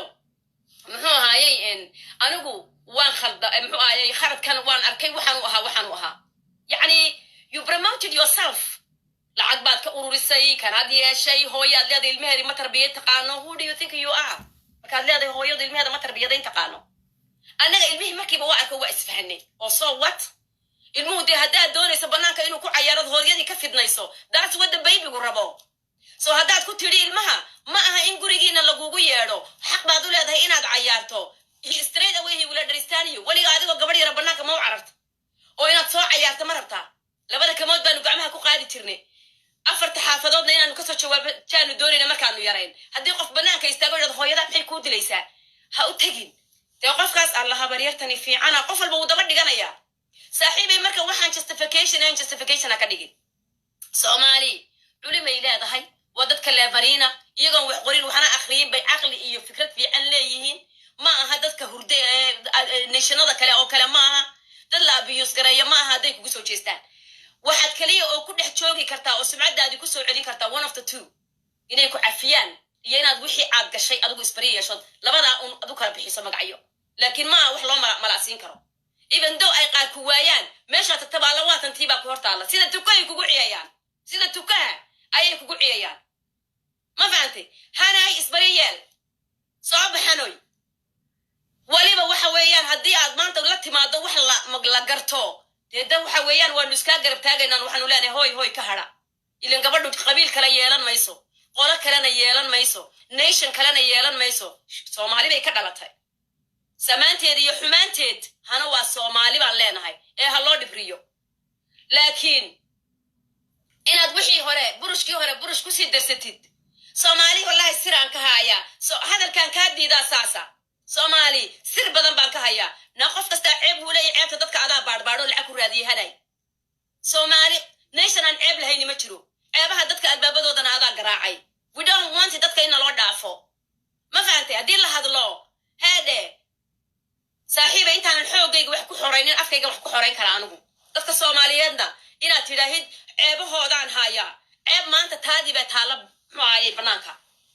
soomaali hooye iyo aaba miidhan weeyaan wiil iyo walaal weeyaan gabadh iyo abtigeed weeyaan ceebna ma laha markaad leedahay ceebtoodaan hayaa adaa raadiyey ceebta oo lacag ku raadiyey no way waxyaalahana waa kaa qaadanayna waxna lagaama qaadanayo dadka soomaaliyeed ceebtoodaan hayaa waa wixii lagaa raacay weeye hana kuulamay talin dadkii aad la tashatay may kula talin kas markaa tiray soomaali ceebteedaan hayaa am one of them soomaali baan ahay xaruntayduna waa soomaali ma fahantay this is my duty inaan soomaali difaaco soo markaa tiraahid ayagoo markii hore ceeb kugu haystay oo gabadh iyo aabaheed baa isfuulay aad tidhi oo muxuu ahaa diinta islaamkuna bartay walaaluhu xataa isumaha moodaan wiil iyo aabi gabadhiis daaye haddaad dhahdid maanta muxuu ahaayey soomaali ceebteedaan hayaa dee you threaten on us mana kaa yeelayna saaxiib qualificationkaaga ani maanta haddaan idhaahdo caafimaad baan sharaxaya qualified baanu ahay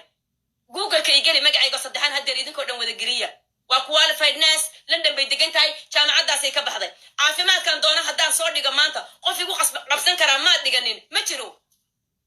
psychologist baad cayaartay ma fahantay hay-ad baad noqotay NGO oo dadkan caawiyaabaad tidhi psychologist baad iska soo dhigtay hanaay muxuu ahay wadaad baad iska soo dhigtay hanaay wax kasta soomaali waa toob kasta waa u soo gashatay ma fahantay saaxiib haddaad soo gashatay khalad waad geli kartaa absolutely laakiin maanta marka lagu yidhaahdo waran inaad tidhaahid soomaali ceebaan ka hayaa ma og tahay oo aad tidhaahdo la yidhahdo waa la bajinayaa no albaabka anagaa taagan saaxiib this is a somalian door anagaa taagan ciddaanu ka furnaana way soo gelaysaa ciddaanu ka xidhnaana waa laga xidhaya hadday saa noqoto mana ogolin ma fahantay dulmi in lagugu sameeyo wallaahi ma ogoli aad baan uga gubtay sawira qaawanta haddii lasoo dhigo waanan karbaashi doonaa waad i dhegaysan doontaa ma fahantay in adiga lagu dulmiyo ma ogoli yaa imaa shicibka soomaaliyeed in la dulmiyo ma ogoli in lagu joogsadana ma ogoli dee ma fahantay damiirkaygaa isiinaya taa inaan diido adoo shalay lagugu haystay hooye iyo ilmaheed inaad isku dirtay adoo shalay lagugu haystay aabe iyo ilmihii inaad tiri muxuu ahaayey way iskoreen adoo shalay waxaad soo dhigtoo dhan aan daawaday haddaad maanta kusii degtid ceebihii minaan hayaa markii lagu yidhi naqanci gabadha yara 36 jirkii ooyeysa iban muxuu ahaayey waxaas ma soconayaan walaale kaama soconayso hanaay isbarax waxa weeyaan war waxaanaan galay dheh war waxaanaad ii sheegaysaana run buu ahaa dheh liqi waaba xigta ma fahantay marka taa horta hanay adaa iskale jawaabteedana saaxiib soo bixi laakiin qaladkii hore qalad ha ku siin waa barayfadkaaga adaa leh haddaad tiraahid barayfad lifekayga ma soo dhigayo laakiin hanay waxa weeyaan waxaad tiri barayfad lifekayga soo dhigi maayo ma fahmaysaa barayfad lifekayga ma soo dhigayaa tiri carruur baan leeyahay ma soo dhigayaa tiri good nin baan leeyahay ma soo dhigayaa tiri waa sax waan kaa ogolay anigu I agree with you why baad u soo dhigaysaa hooyo soomaaliyeed iyo reer soomaaliyeed barayfadkooda nolosha markaa why macnihii bal fakir reer soomaaliyeed baad soo dhigaysaa hooyaad ilmaheedii iyadii isku diraysaa ilmo yaryar baad waraysanaysaa waxaad leedahay aabaheen baa i koray dhaha sidanaad yeelaysaa why baad barayfadka ceebta dadka taadana u qarinaysaa dadka soomaaliyeedna usoo dhigaysaa why ma iiga sheekayn kartaa guurkii baad gabdhihii u qoonsatay oo markii la yidhi carruurtooday fuulayaan bad rag iyo dumarkii saa isaga hor keentay ma fahantay aabahoyaashiiba ilmahoodii baambarka ka bedeli waayey oo la yidhi naamu odaygu muxuu ahaayey si kale noqdaa ma fahantay saaxiibey haddaad adigu ceebtaadii iyo personalkaaga u diiday social mediada waybaad qoys soomaaliyeed tiisa usoo dhigaysaa markaa waayihi waybaad u leeday ceeb baan idinka haya sir baan idinka haya taadii haddaad asturatay waybaad mid kale u faadfaadhaysaa markaa bal iyaga soo jawaab wow this is very clever waxaad leedahay it's the same time baad waxaad leedahay anigu social mediada ninkayga ma soo dhigayo anigu social mediada ilmahayga ma soo dhigayo and you following another families ceebtiisa inaad soo dhigto ood hooyo soomaaliyeed kaga oohiso ood hooyo soomaaliyeed kaga cadhaysiiso ood abba soomaaliyeed kaga cadhaysiiso ood gabadh wiil soomaaliyeed kaga cadhaysiiso ood gabadh soomaaliyeed kaga cadhaysiisid I know what you did when you were in London dhegeysta ma fahmaysaa waybaad ceebta dadka uga raadinaysaa marka halkaa dhegeysta waxaad soo sheegtoo dhan waa ceeb waan ku daawaday 3 cashan kugu maqnaa waxaad soo sheegtay waa wada ceeb aniga sidanaa la ii yeelay haye habar yaro aniga sidan kanaa la ii yeelay haye ana sidaanaa la ii galay haye waayahay adigu markaad ceebtooda markaad raadinaysid yaa kuu siiyey sharci taadiiba waa adiga qarsadaye hanoy hano waxma kuu sheegaa 2 goor fikir stresska yuu kaa tanbadin xabiibtii ma fahante si fiican maskaxda uga shaqaysii haddaadan doonayn ilaahay subxaana wa tacaala wuxuu yidhi haddii aad ceebaha dadka doondoonto anigaa ceebahaaga doondoonaya qof bini aadana ceebtiisa haddaad qariso anigaa 12 ceebood kuu qarinaya rabbi subxaana wa tacaala qur-aankiisa nagu baray you know maanta waxa kuwa aan waxna qorin waxna akhriin kuugu soo digaafayaan oo sawiradaada u wada sitaan oo saa lagugu duulinayaa waxa weeye ceeb ilaahay ugu talagalay in la qariyaad bannaanka keentay adna waa lagugu soo saliday dadkii haddaba imika soo ma fahmin marka walaaley ceebaha dadka haddii la doonayo in la waxa soo socda dhegeysta idinkaa yaabi doone oo aadan taada rabin inaad soo fogtid may ahayn ma garanaysaa waxa weye maantana anagu waan ku beri yeelaynaa haddii aad beri tahay dadka inay kaa hadhaana weeye inay ku xumeeyaan gabadh soomaaliyeed baatay jidkaaga wuxuu noo tarayaa ma jirto laakiin waa inaad caqli ku dartaa waxa aad leedahay barayfadkaaga hayso waxaaga hayso laakiin sanduuqyadii aad adigu soo gaday ee aad ceebta dadka ka buuxisay ee aad youtube-ka ku gurtay ee aad muxuu ahaaye adigu geesiyadda ku ahayd maantaa lagaa rabaa luuqluuq marow xamarku maxay odhan jireen laasim laamigaas imaana layskama cafinaya day taasaan kaa odhanaya horta walaalay adiga hadalkaagii baanan kaaga wada jawaabin adigu aad tidhi ma fahmaysaa maalintii dhaweyta London baa timid tukaan ku yaala straight ham baa tagtay gabdha soomaaliyeed baa sheekaystay adigu waad la joogtay shaqana kuma aan lahayn guri aad ku soo degto reer soomaaliyeed weeye wax allaale wax dhiba oo arrintaa adigu shaqo kuma lahayn bartaa ka dhacday laakiin khaladkaad ku lahayd ee lagaa qabtay gabdhaha soomaaliyeed isku kaa tageen baan kuu sheegaya hanay wax saxanna ma aha ma fahanti gabdhihii arooska tegey oo arooska habeenkii isu raaceen gabadh baa qaaday gabdhaha markii arooskii dhammaaday gabadh baa gabdhihii qaado lifti siisoo tiri meel baan idin geynayaa gabadhuna nayu driver bay ahayd ma fahmaysaa nayu driver bay ahayd gabdhihii ay qaaday gabadhii waddadii bay kala luntay waddadii markay kala luntay xaafadii lagu tegi lahaa 20 minute waxa lagu tegay 1 hour waxa lagu dhahay hanoy aroortii bay gabdhihii sheekaysteen alla xala waa lunno heblaana la luntay alla heblaha marna waa driver cusub haddana way yar hinaadsan taho odaygii baa la guursaday xoogaa miskiintu way wareersan tahay maxaad ku jawaabtay adreyska naagtay siiyay telefoonkeeda ilmaha ma hayn karta mar haddii ninku la guursaday oo yaa ku yidhi adiga xukuumadda noocaasa samee hanay I know London bay ka dhacda ma fahantay in yar baanan ku sigtay albaabka kub inaan kuu soo siiyo oon ku idhaahdo adigu dowladeebaa kugu shaqaalaysa inaad tan samayso laakiin good point gabdhihii soomaaliyeed ee meesha joogay geesiyiin bay ahaayeen geesiyiin saasaa laydinka rabaa gabdhaha soomaaliyeed naayaa baa la yidhi saaxiibey sheekada yada ha ka dhex faa'iidaysanin gabadhan iyo gurigan iyo reerkan miyaad taqaanaan ka hadlayno maya annaga miyaadna taqaanaa maya reerkan miyaad taqaanaa maya maxaa kaa gale wixii isguursaday naafkaaga xidh baa la yidhi halkaasay kaa saareen waan ku ogahay walaali macaanay marka waad fogaatay you gone too far ma fahantay maanta marka inaad jawaabtid baa lagaa rabaa okay soomaaliya dhagihiina ku maqlaseen soo maaha maqlaseen waxa idinka qarsoonaana ma jirto barnaamijku waa soo gabagabaynaya waxaan kusoo gabagabeynayaa maamulka Puntland waad maqlayseen maanta waxay ku sugan tahay Puntland bay ku sugan tahay magaalada Gaalkacyo dhinaca Puntland ilmo Soomaaliyeed oo islaantaasi kala dhoofiso garoon Puntland hadda aragtaan dowladda Puntland waa inay qabtaan haana waa in telefoonkeeda iyo computerkeeda la baara damage ay geysatay intuu tiro leeyahay waad u jeedeen waa maqlayseen Soomaaliya wax idinka qarsoon ma jirto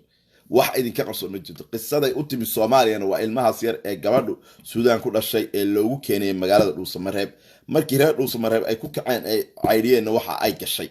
dhinaca Puntland Somaliland waa laga soo masaafuriyay oo ma gali karto maamulka Puntland waa in il gaar gabadha ku fiiriyaa kiiska ka socda magaalada Muqdisho aabaha Soomaaliyeed ee afartiisi caruura hadda kaltuun waxay soo qoraysay burca la geeyay ilaahay baan idinku dhaashay nin baa caruurtiisi iyo xaaskiisi inta la qaatay meel jaani cirib ay dhigeen la laayahay waad maqlayseen imaamka masaajidka magaalada Vancouver marka dowladda Soomaaliya waxaan ugu baaqayaa haano gacan bira waa in lagu qabto wadan passport Swedish wadata waa lagu dhex maxkamadeyn karaa wadanka Soomaaliya sharciga Sweden waa ogol yahay ugu dambeyn aydu mada salaam ya dhamaantiin alo وعليكم السلام حقاك سو بقى ولا حاوسنت حقاك سو هذا صح dalka Canada البرتا waa ku jeeda haye والله عبد الحكيم horta qisadu qasayar maaha hadda gabadhii caaliye ee hadlaysay waa gabadh maaragtay saalixad oo Soomaaliyeed dab ama garad haye waa gabadh aan gabdhaha beenta ku kaftaba ahayn oo runta gabdhaha sheega weeyaan hormoodka Soomaalida wacyi galiye ee xagga fayska waliba ugu horeeyay weeyaan haye aad baan halkan uga salaamayaa caaliye oo gabadh aad iyo aad ma sha Allah tabarakallah gabdhaha aan jeclahay bay ku jirtaa ee muriyaha ku jira عبد الحكيم horta dib meesha uu ka dhacay been badanna media waa laga sii daayay oo hana xageeda ka soo baxday sheekooyin aan hore u soconayno badan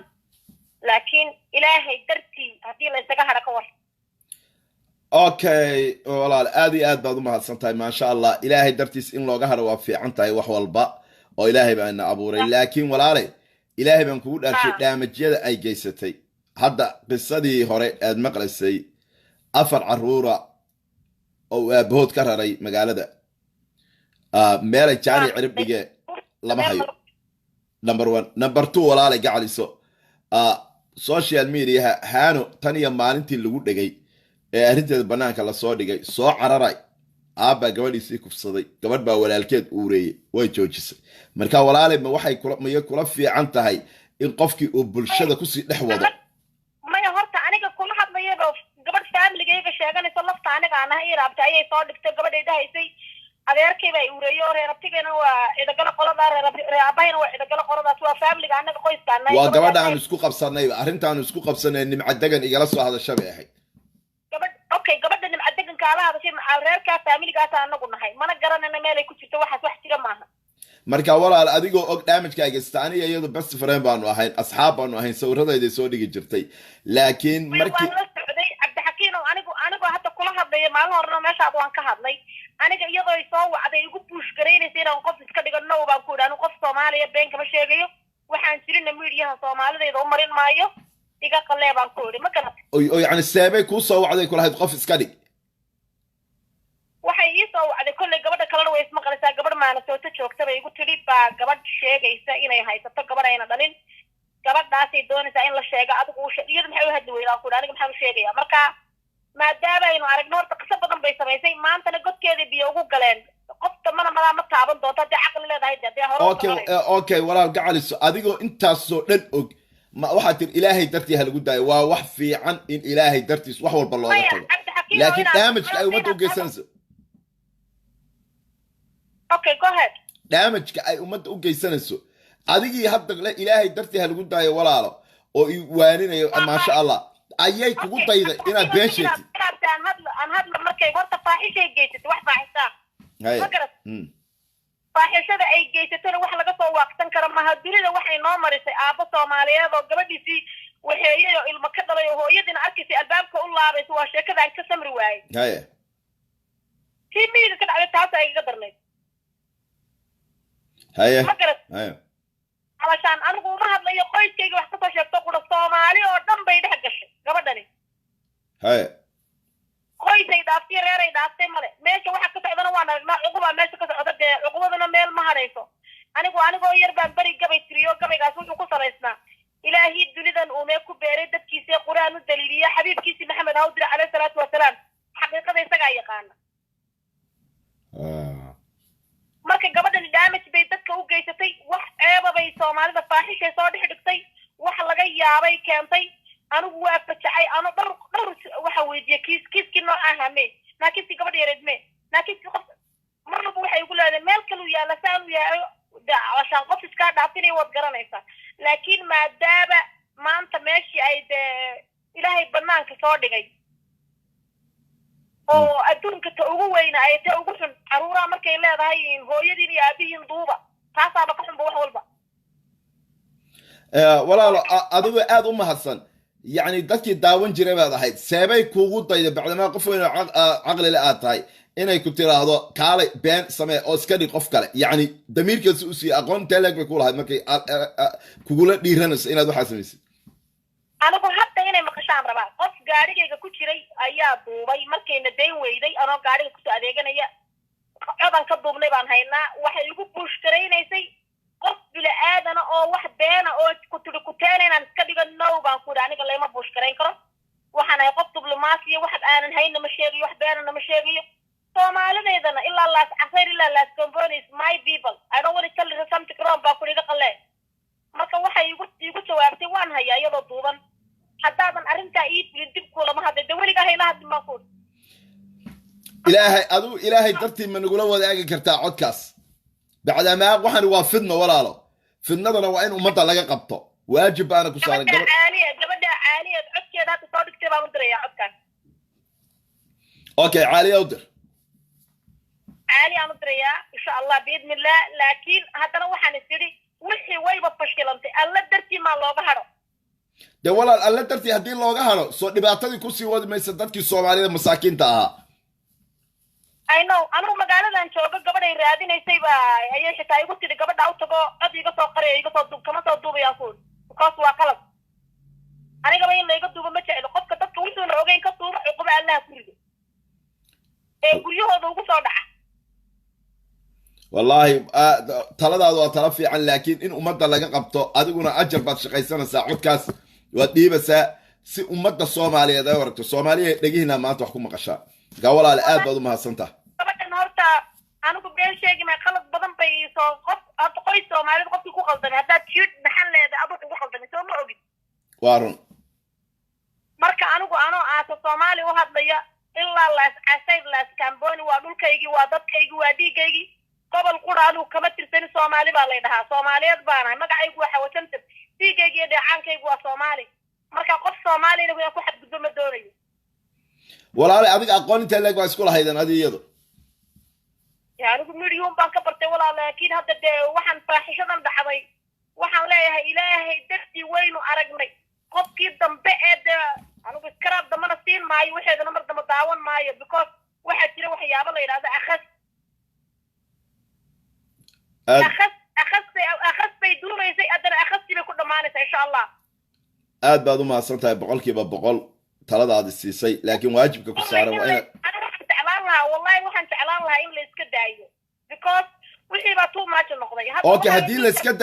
la iska daayo ummadii dhibkii kusii wada ka war haddii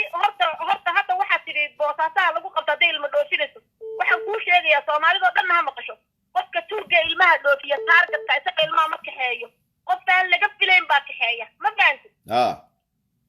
qofka turga ah ee taargetka ah ee filimaanta waaweyn sameeya ilmaha ma kaxeeyo waddankeena ilmaha laga xadaa ilmaha laga soo dhoofsadaa we have to stand in dadka inaan ilmaheena inaan gobol walba laga raadiyo meel walba laga raadiyo sidoo kale anigu east african deganaa muddo 16 years waxaa ka dhacday borderka kambaliya kenya nin soomaaliya oo ladhan ka yimid ayaa wuxuu ku qabtay nin madow ilmo yar oo aaba leh ma garad ninkii soomaaliga ilmihii ninkii uu la qabsaday jeel baa baa la isku geeyay labadii nin DNA baa laga qaaday ilmihii Soomaaliga ahaa iyo ninkii wuxuu dhaanaa dhalay madowgina wuxuu dhaanaa dhalay ilmihii af Soomaali buu ku leeyahay aabo inankii Soomaaliyeed ilaahay baa wuxuu ka dhigay ilmi yar iskidii ka dhigay ilmi halkiiba ninkii madooba laga qaaday Soomaali hadaynu nahay waynu baaba'nay oo waynu hoognay qaarad walba dhiigeen iyo dheecaankeeni baa yaala inaga isbaabinay Soomaali hadaynu nahay ala kulli xaal hadii aasa Soomaali ahaan aynu inagu dadkeena u naxno oynu joojino kana tareera oynu joojino kana midgaan oynu joojino kana hebel fulaan ah oynu Soomaali magaca Soomaaliyeed hada target ku raadsano wallahi waynu soo noqonaynaa wallahi laakiin intaynu ku jirno ana amiir anta amiir reer gobol reer hebel reer fulaan ku dhacayo galool dad ma noqonayno okay walaal ma isku dayday inaad la xiriidid oo aad kala siisid iyada oo tiraahid bacdama aad fashilantay ummadda Soomaaliyeed intii aad dhibaato u geysan kartay waad u geysatay walaalay gabar Soomaaliyeed baan ahay arrintan jooji oo ka bax ma isku dayday markaa maadaaba ay anigoo intan leego qof weyn oo Soomaaliyada oo ku hadda ku sheegay Soomaali baan igu tiri qof iska dhig I don't think so intaan wacayna aniga waanayga maqlayso mana iska dhigi doono qofna aniga ma buush gareyn karo markaan qofka bilow aadanka ee la yuus gareynayada isagaana walba qof ahayn aad baad mahadsantahay dhowr codoo gabadh qura noole eg bay dhayay soo gelisay markaan arkay anigiiba intay igu tiri qof iska dhigdee sidaasoo kale qofka kalena soo kaxaysanaysaa marka qofkii ka yeela isagaa dhintay oo dee khalaas ah waa nothing you know what I mean kulli wixii ay wada sheegi jirto dhan halkaa waxaa ka cad inay wax wada been ahaayeen ala kulli xaal Cabdixakiin oo waxyaabo waxa jirta maalinaan qofna qofka fakan daynin maalinta yoomar qiyaamaha ee kontonka sano ee haddana bacadka la taagayay ee qof waliba qof wuxuu u geystay uu soo matagayo anu waxaan xitaa rasiida lacag ku diray baan hayaa dadkaa soo tusi karaa laakiin waxaygii maxaan u niyoonaya sadaqa ilaahay xaggiis arunta aad baad u mahadsantahay 100% insha Allah qof dhimanaya markay soo geliso ee waxaad doonaysaa qofkan waxaad cunaysaa wuxuu tuu arun ay ha rasiid hana Abuukar baan ugu qoray way soo wacday waxay igu tiri lacagta magacayga bedel maxaan ku bedelaa baan ku yiri hana baraata ay ha still rasiid koon haya haya marka aniga marka waxaygii hadii khiyaamo ku baxay iyo haduuna khiyaamo ku bixinba waxaan u baxsaday waa qofkii calaalka ay ku soo daysay anigana sadaqadii way ii jirtaa qofkii beenta sheegay aakhirada baa u sugan aad baad u mahadsantahay 100% adiga mudan abariyo jazakallah khair Soomaaliyeed waa u jeedaan gabadhaas Keenada ka soo hadashay waxay ka hadlaysay maqalseen ismayna aqoonin iyadii lafteedii ayaa ku tiri kaale been sheeg oo qof kale iska dhig cod baan ka duubay bay tiri codkii caaliyan u gacan gelinayaa bay tiri waana soo geli doonaa baraha bulshada aad baan dhamaantii idin salaamaya laakiin ugu dambeyntii barnaamijka waan ka baxaya maamul goboleedka Puntland iyo dadka mas'uuliyiinta ah qofkii haana lagu arko waa in dawladda maamulka Puntland ay daba galaan qofkaas wuxuu la shaqeynayaa gabadhaas ilgaar ah lagu fiiriyo dhammaanteen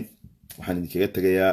salaanta islaamka assalaamu calaykum waraxmatullaahi wabarakaatuh wada shaqeyn waxa